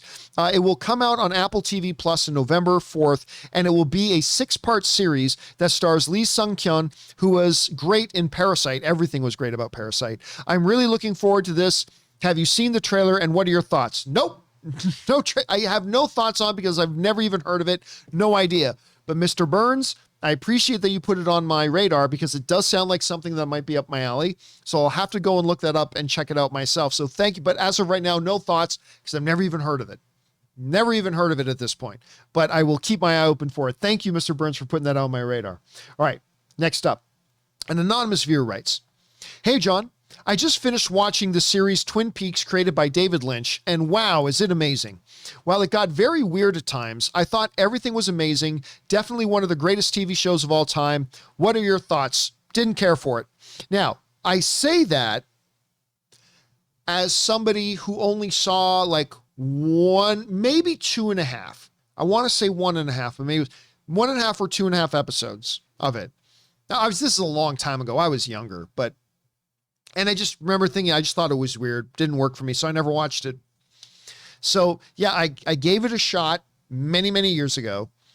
Did not work for me. So I just never did finish it out. I never even really got into it. Now, I know some people who think it's one of the most overrated television shows ever made. I know people who think like you, like it's one of the greatest television shows ever made. But I'll be honest with you, I don't have any interest to go back to check it out at this point. There's too much good stuff coming out today. But yeah, again, a lot of people love it. Not everybody does. The general consensus is a pretty weird show, but I'm glad you loved it, man. Thanks for sharing your thoughts. All right, next up. Nick Soto writes, which is the superior sci-fi film, Eternals or Dune? Thanks. Well, they're very different movies, so I hate doing these simple, what's better? vanilla ice cream or whatever ice cream. It's like, well, they're different experiences. But I'll say if I was voting for best film of the year right now, and the only two contenders were Eternals or Dune, and I had to cast a vote, Dune. There you go, Dune. I really like Eternals a lot, but Dune is a masterpiece of filmmaking, so I'll go Dune. All right. An anonymous viewer writes, and tips in like $50 while writing in. Thank you so much, Anonymous, who writes in, damn it, John, you answered most of my questions about Dune in your Spice Must Flow video. Patience when it comes to movies is clearly not my virtue. Just hope they do 3 and 4 back-to-back to save. But I'm happy to support the channel. God bless and take care. Well, thank you so much for that, man. And listen, honestly, I think, well, okay, let's back up for a second. Where do they go with Dune once they do get 2 made? Like once they complete the Dune book? If they do eventually greenlight going into like all the other Dune stuff, I would hope that they would now know it's much more cost efficient now that they know that they have a franchise that they are definitely moving forward with. It's time to greenlight the shooting them back to back. If you have them back to back, like for all I know, maybe they shoot individual movies moving forward. I don't know. We'd have to see what their plan is. They'd have to see what their plan is. But at some point, man, I think you're right. If you're going to do 2 now, boom. If Benny Jesuit works out on HBO Max and you know you're moving forward in this world and you know you have a multi-part story to tell next time, have the foresight to shoot it at the same time. I hope they do that this time. All right. Thanks for writing that in, man. And again, thank you for your support. And that's a really generous tip. Thanks for that, man. All right. Next up, Jonathan writes, well, this is disappointing. Eternals is one of the lowest MCU Rotten Tomatoes scores as of this writing. Guess I got to lower my expectations. What's your take on this? And do you differ with the critics? If so, how? Well, considering that right now a solid majority of the critics like the movie, I don't differ with the critics. Right now, the critics say this is a good movie. 65% to 35%. So I am with the majority of the critics on this. I think this is a very good movie. But as I said from the first time I saw it, it's a very different movie. And I don't know if people who are looking for a more traditional Marvel movie are going to appreciate it the way I or a lot of the other critics have. So we're gonna have to wait and see, man. Gonna have to wait. I'm gonna be very curious to see what the audience scores are once the average audience starts seeing this movie. I'm gonna be very interested to see what the audience scores are. All right, next up, Jonathan, Dune. Well, let me put it this way. The story is dense. I think I had a headache just trying to figure out just what the fuck was happening. Space jargon didn't help. Visually stunning, acting is top-notch. Characters, they're cold. What I mean is that they lack emotion, almost robotic in nature. Oh, I disagree with that. This is my first time seeing any adaptation of Dune. Didn't even read the books. As the movie wore on, I was like, this story is long, but definitely needs part 2, grade B+. Well, thanks for sharing your thoughts on that. I didn't feel that the characters were cold. I mean, a couple of characters are meant to be cold for sure, but I thought, you remember Paul Atreides is supposed to be like 15, 16 years old, right? He's a moody, little bit mopey teenager, which is kind of what he's supposed to be. I thought Jessica was fantastic. I did not think that was a cold or robotic, and I didn't think that of Leto Atreides either, played by Oscar Isaac. I thought that was great. But hey, listen, we all have our different experiences with it. So did you. And maybe once you see part 2 and you get caught up a little bit on it, maybe you'll have a different experience. But thanks for sharing yours with us, Jonathan. All right, next up, Jay Bling writes, I know we don't take the People's Choice Awards seriously. No, it's rubbish. It's stupid. But the nominees for comedy movie this year include Hitman's Wife's Bodyguard and Thunder Force. That made me realize the comedy movie landscape has been severely lacking this year. Hold on a second. Let me look this up. I didn't even know about People's Choice Awards 2021 nominations. Let me see if I can look up this thing here. Full list. Okay, there's the TV nominations. People's Choice Awards from the Hollywood Reporter 2021 nominations. Okay, let's see what you got here. So, now look, let me say this. The reason I think any public voted on awards are complete rubbish and not worth anything, like they're complete garbage and a joke, is because I don't give any credibility to an award that was voted on by people who maybe saw 7 movies this year. Right?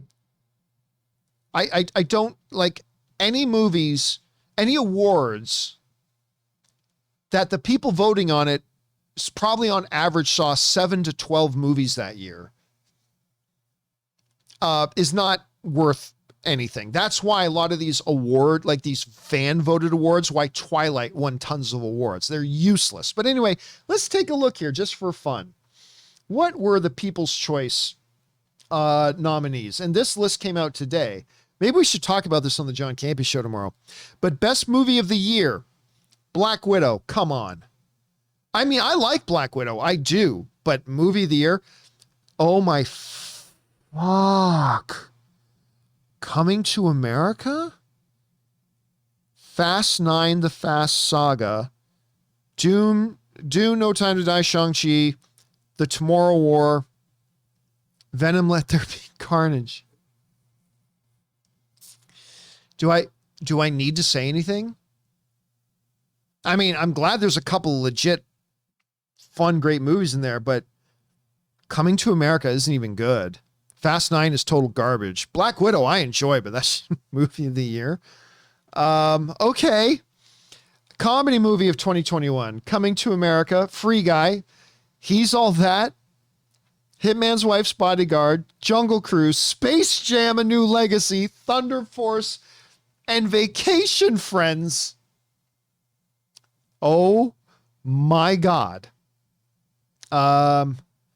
Drama movie of the year. Quiet Place Part 2, Cruella, Dune, Fatherhood, Halloween,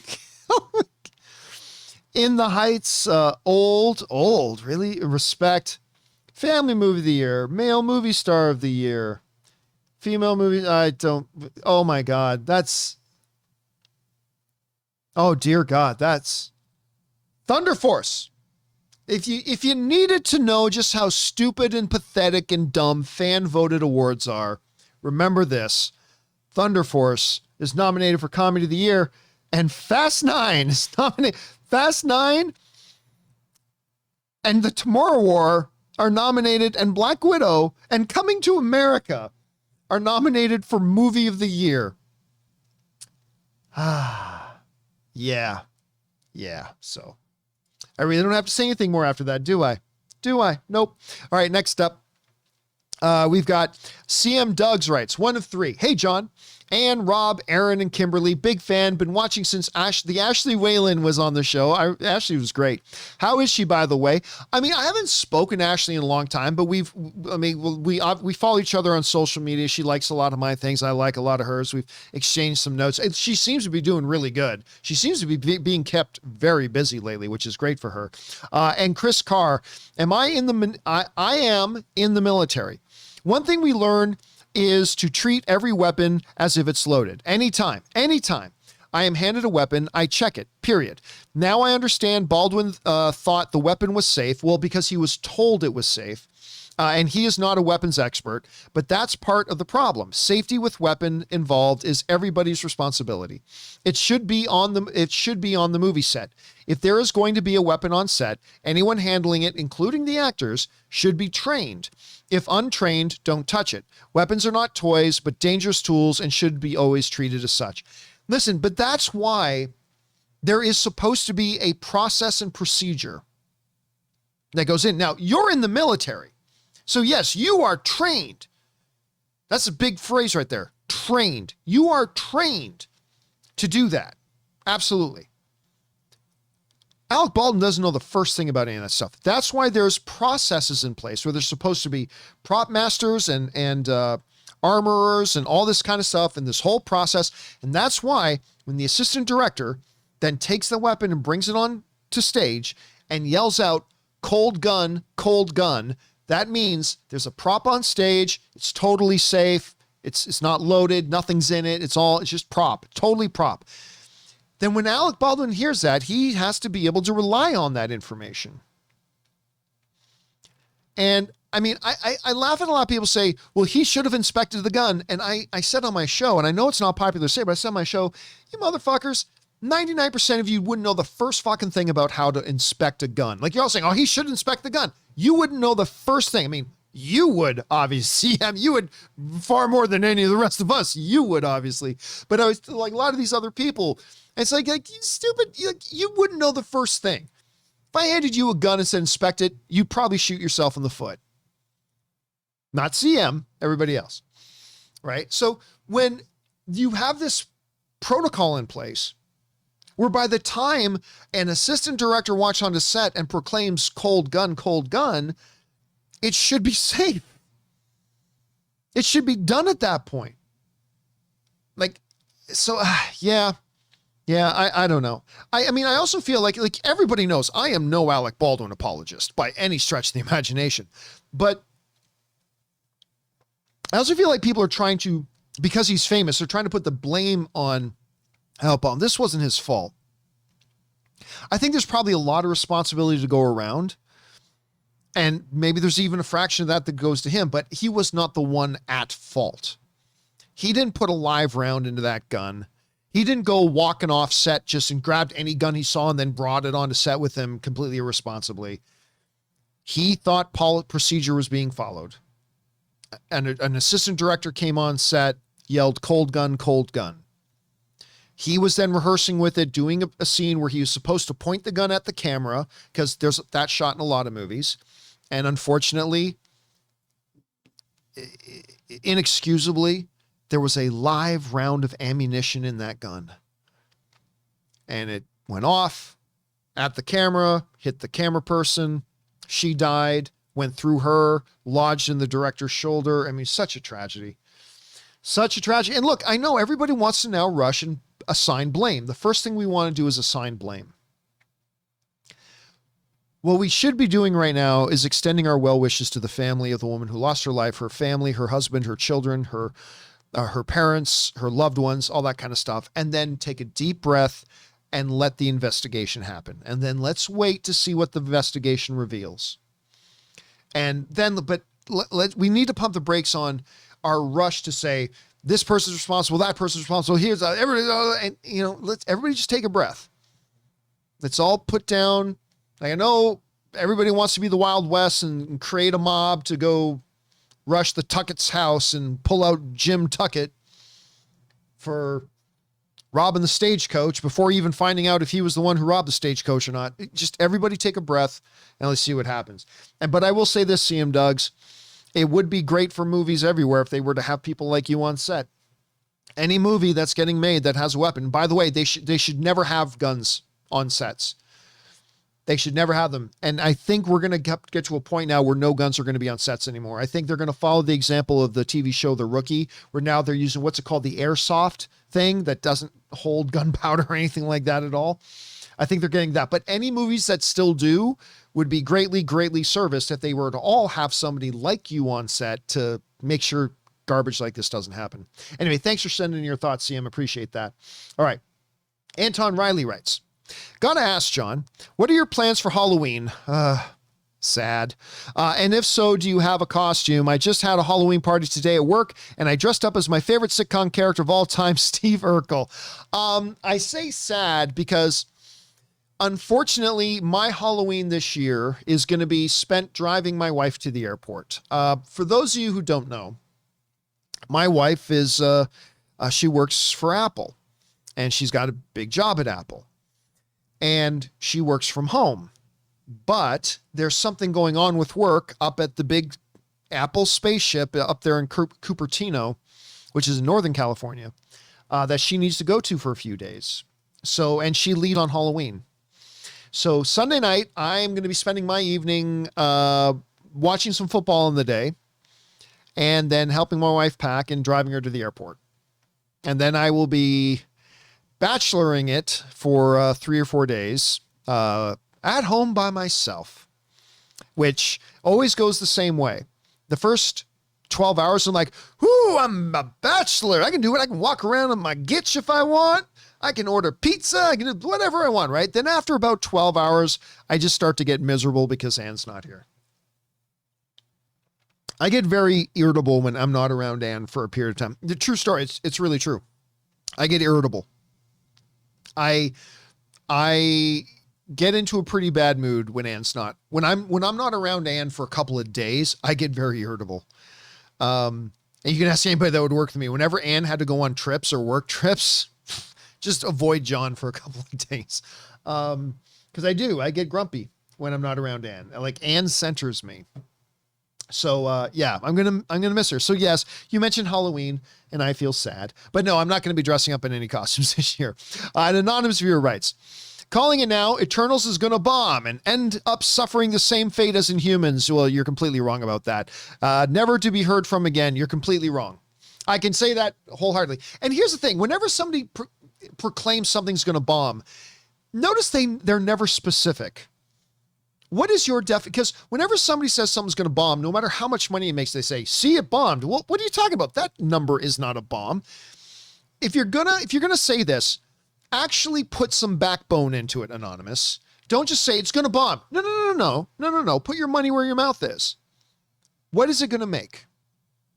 Are you saying it's going to bomb that it's going to make $50 million? Are you saying it's going to bomb that it's going to make $20 million? Could it make $140 million opening weekend and you'd still say it bombed? Well, you're going to say, well, it should have made 300. No. If you want to write in and say that you think it's going to bomb, give us a number.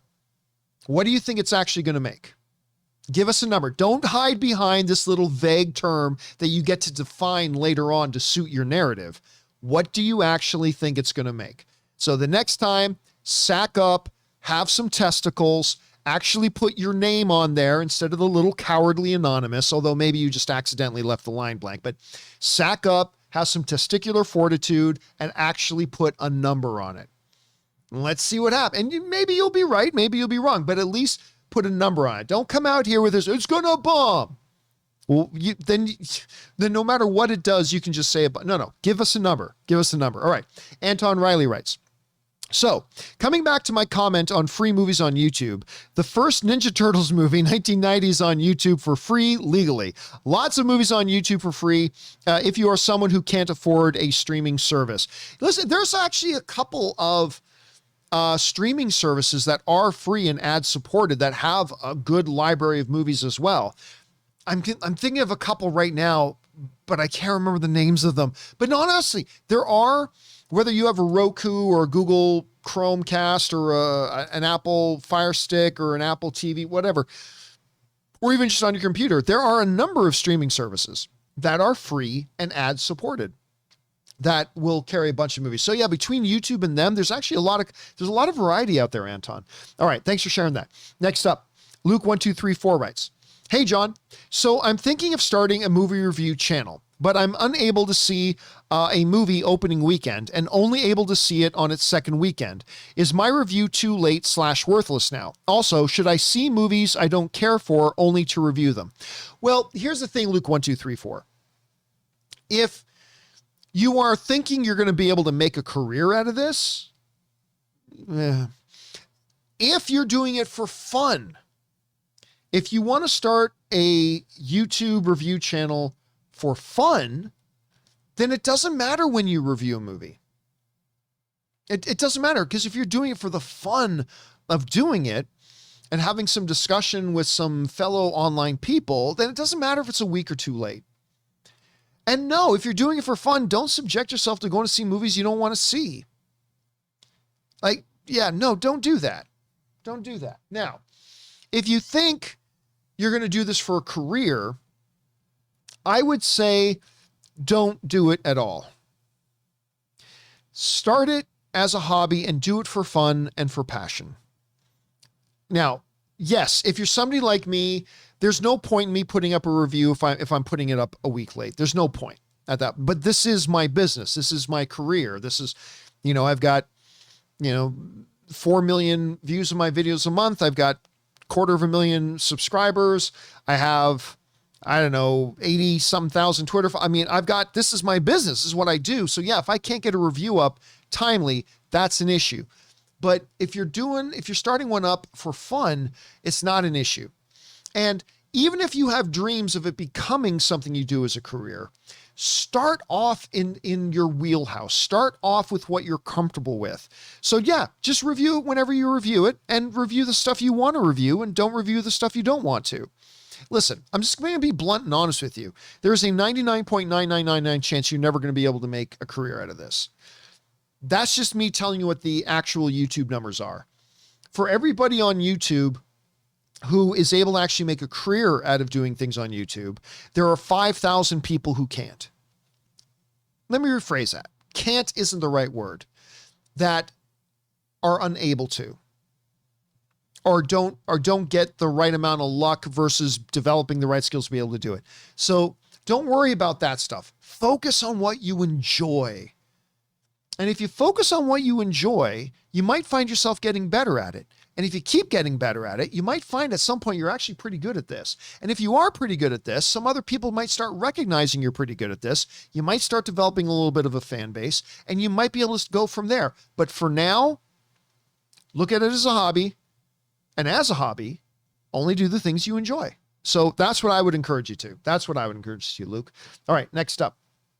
Wesley Cunningham writes, just got out of Lamb. I'm not, see, it's just what I was talking about with Luke. I'm not even going to bother seeing Lamb. That trailer looks so freaking like WTF times 10. I have no desire to see it. Anyway, I just got out of Lamb. Not a clue what just happened in there or why, but I'm pretty pissed it took 2 hours. What the F? Dude, listen, Wesley, you're a braver man than I'm not going to be able to bring myself to go and watch that. I just watched that trailer. I'm like, nope. You know what I always say, right? The trailer's job is to take your excitement level and bump it up a couple of notches. That trailer took, I heard about Lamb. So, okay, cool. The cast looks good. Good filmmaker.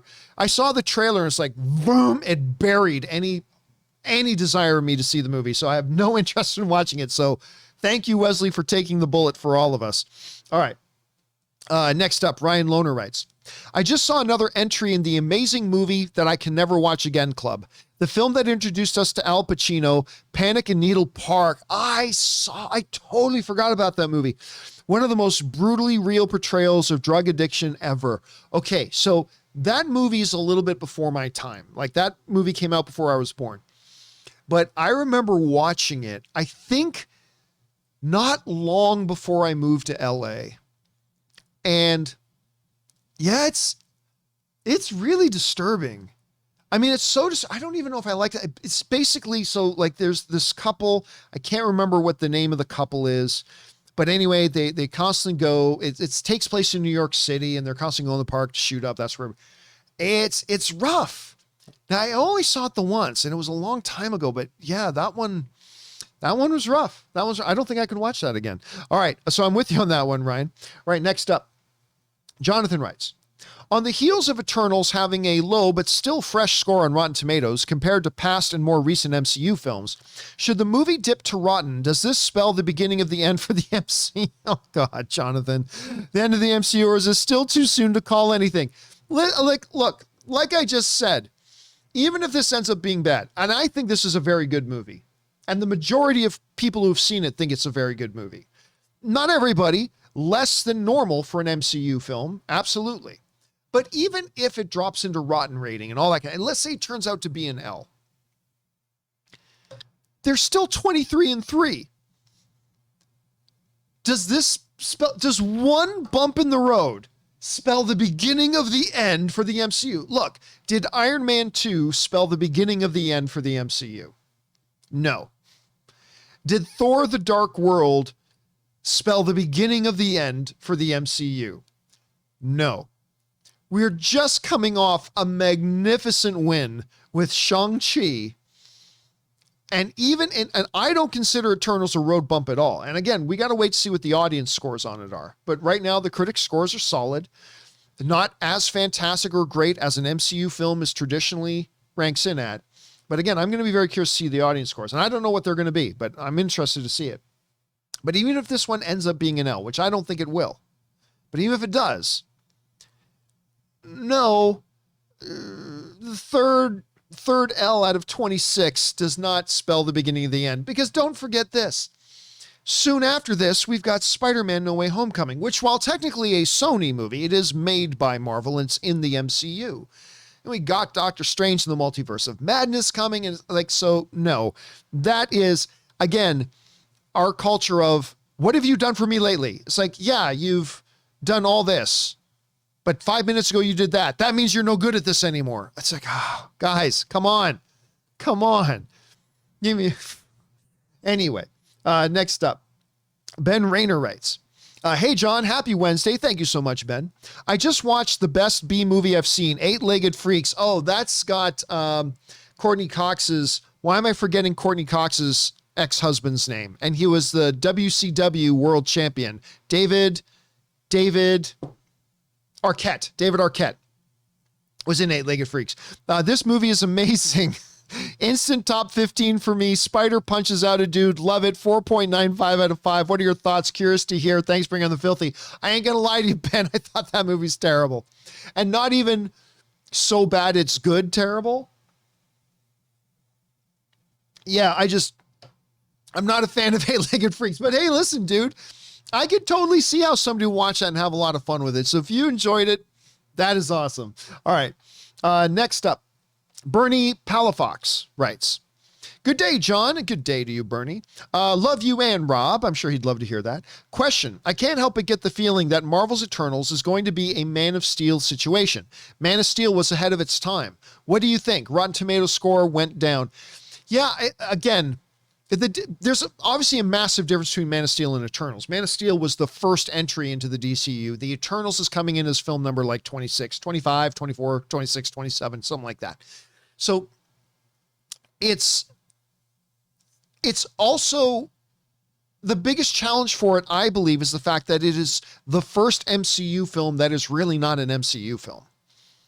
It's very, very different. Like, all the Marvel films are different from each other, but at the end of the day, they all share a Marvel DNA. One can be a completely different movie than the one before it, but you still, out of both of them, you walked out feeling and knowing you just watched an MCU film. You don't get that sense with the Eternals. And that's neither a good nor a bad thing. It's just, it's a big elephant in the room, though. And I just don't know how a lot of people are going to respond to that and how it is. So I don't know. I don't know that Eternals is ahead of its time. Like, I think Man of Steel was a little bit ahead of its time. But it's so fundamentally different from what the MCU has been that, I don't know, we're just going to have to wait to see how people react to it. Again, the critic scores are still positive, but it's going to be really interesting to see what the audience scores are. Because again, I've said from day one that I came out of it was, I don't know how the average MCU fan is going to respond to this. So we'll have to wait and see. All right. Last question of the day, guys, comes to us from Dangerous D, who writes, hey, John, the trailer for Cowboy Bebop came and I'm psyched. I must confess, I wasn't a fan of the anime, but this live action trailer looks good. I have a question. Was there a movie/TV show that you prefer the live action rather than the animated, or vice versa? I'm trying to remember how many live action things I saw. Well, okay, so G.I. Joe preferred the animation. Transformers preferred the animation, even though I really do like the first Transformers movie and I love the Bumblebee movie. Still preferred the animation. I'm trying to think what else would fall under that category. Beauty and the Beast, I preferred the animation. Lion King preferred the 2D animation. Although I really loved the CGI Lion King that they put out last year. Aladdin, I prefer the animated version, although I loved the Will Smith Aladdin. I really love that movie. I think it is great, but I still prefer the original Robin Williams one. So I don't know. It's a good question. I can't think of one off the top of my head, but that's a really, really good question, Dangerous. All right. You know what? I said that would be the last one. Well, let's do one more. One more, then we'll wrap it up. This one comes to us from Anonymous, who writes, you should dress up in a costume for Friday's show for Halloween. If you do, I have two recommendations: Harley Quinn from the Suicide Squad or Robert Downey Jr.'s Doolittle. Well, I already dressed up as Harley Quinn one year. Everybody remembers that. I already did my Harley Quinn thing. Nah, I don't think I'm going to dress up as anything. Like if I was in studio still, and we had a bunch of people, maybe a bunch of people dress up, I'm probably not going to dress up or anything like that. So probably won't. And plus, again, when I think of Halloween this year, I think of sadness because Anne is leaving on Halloween. Granted, it's only for like 3 or 4 days, but still makes me sad. So yeah, there's that. All right, guys, listen, there's still more to come from Tribal Chief, Mike Brown, and a few others. Do not worry, guys. We're going to pick right up where we left off on tomorrow's The John Campea Show, on Thursday's installment of The John Campea Show. Now, look, I was going to do the show all solo this week, but then, I was talking to Aaron. I realized we've had to miss a couple of weeks with Aaron, and Aaron's going to be going out of town soon. So I figured, you know what? Okay, let's do one with Aaron. I was going to do all solo this week, but because we've missed out on Aaron a number of times and we're going to miss out on her in the coming weeks once or twice, I thought we'll just do it. So Aaron Cummings will be on the show tomorrow, and we'll pick right up where we left off with that. Anyway, guys, that'll do it for this installment of the companion video. Thank you so much, everybody, for being here and being a part of this. Special thank you to all you guys who sent in these comments and questions. Number one, because you gave us great fun things to talk about. But number two, you supported this channel as you did it, and all of us involved here at the John Campea Show. Thank you guys so very much for your support. Okay, guys, don't forget to join us tomorrow for the show. My name is John Campea, and until next time, my friends, bye-bye.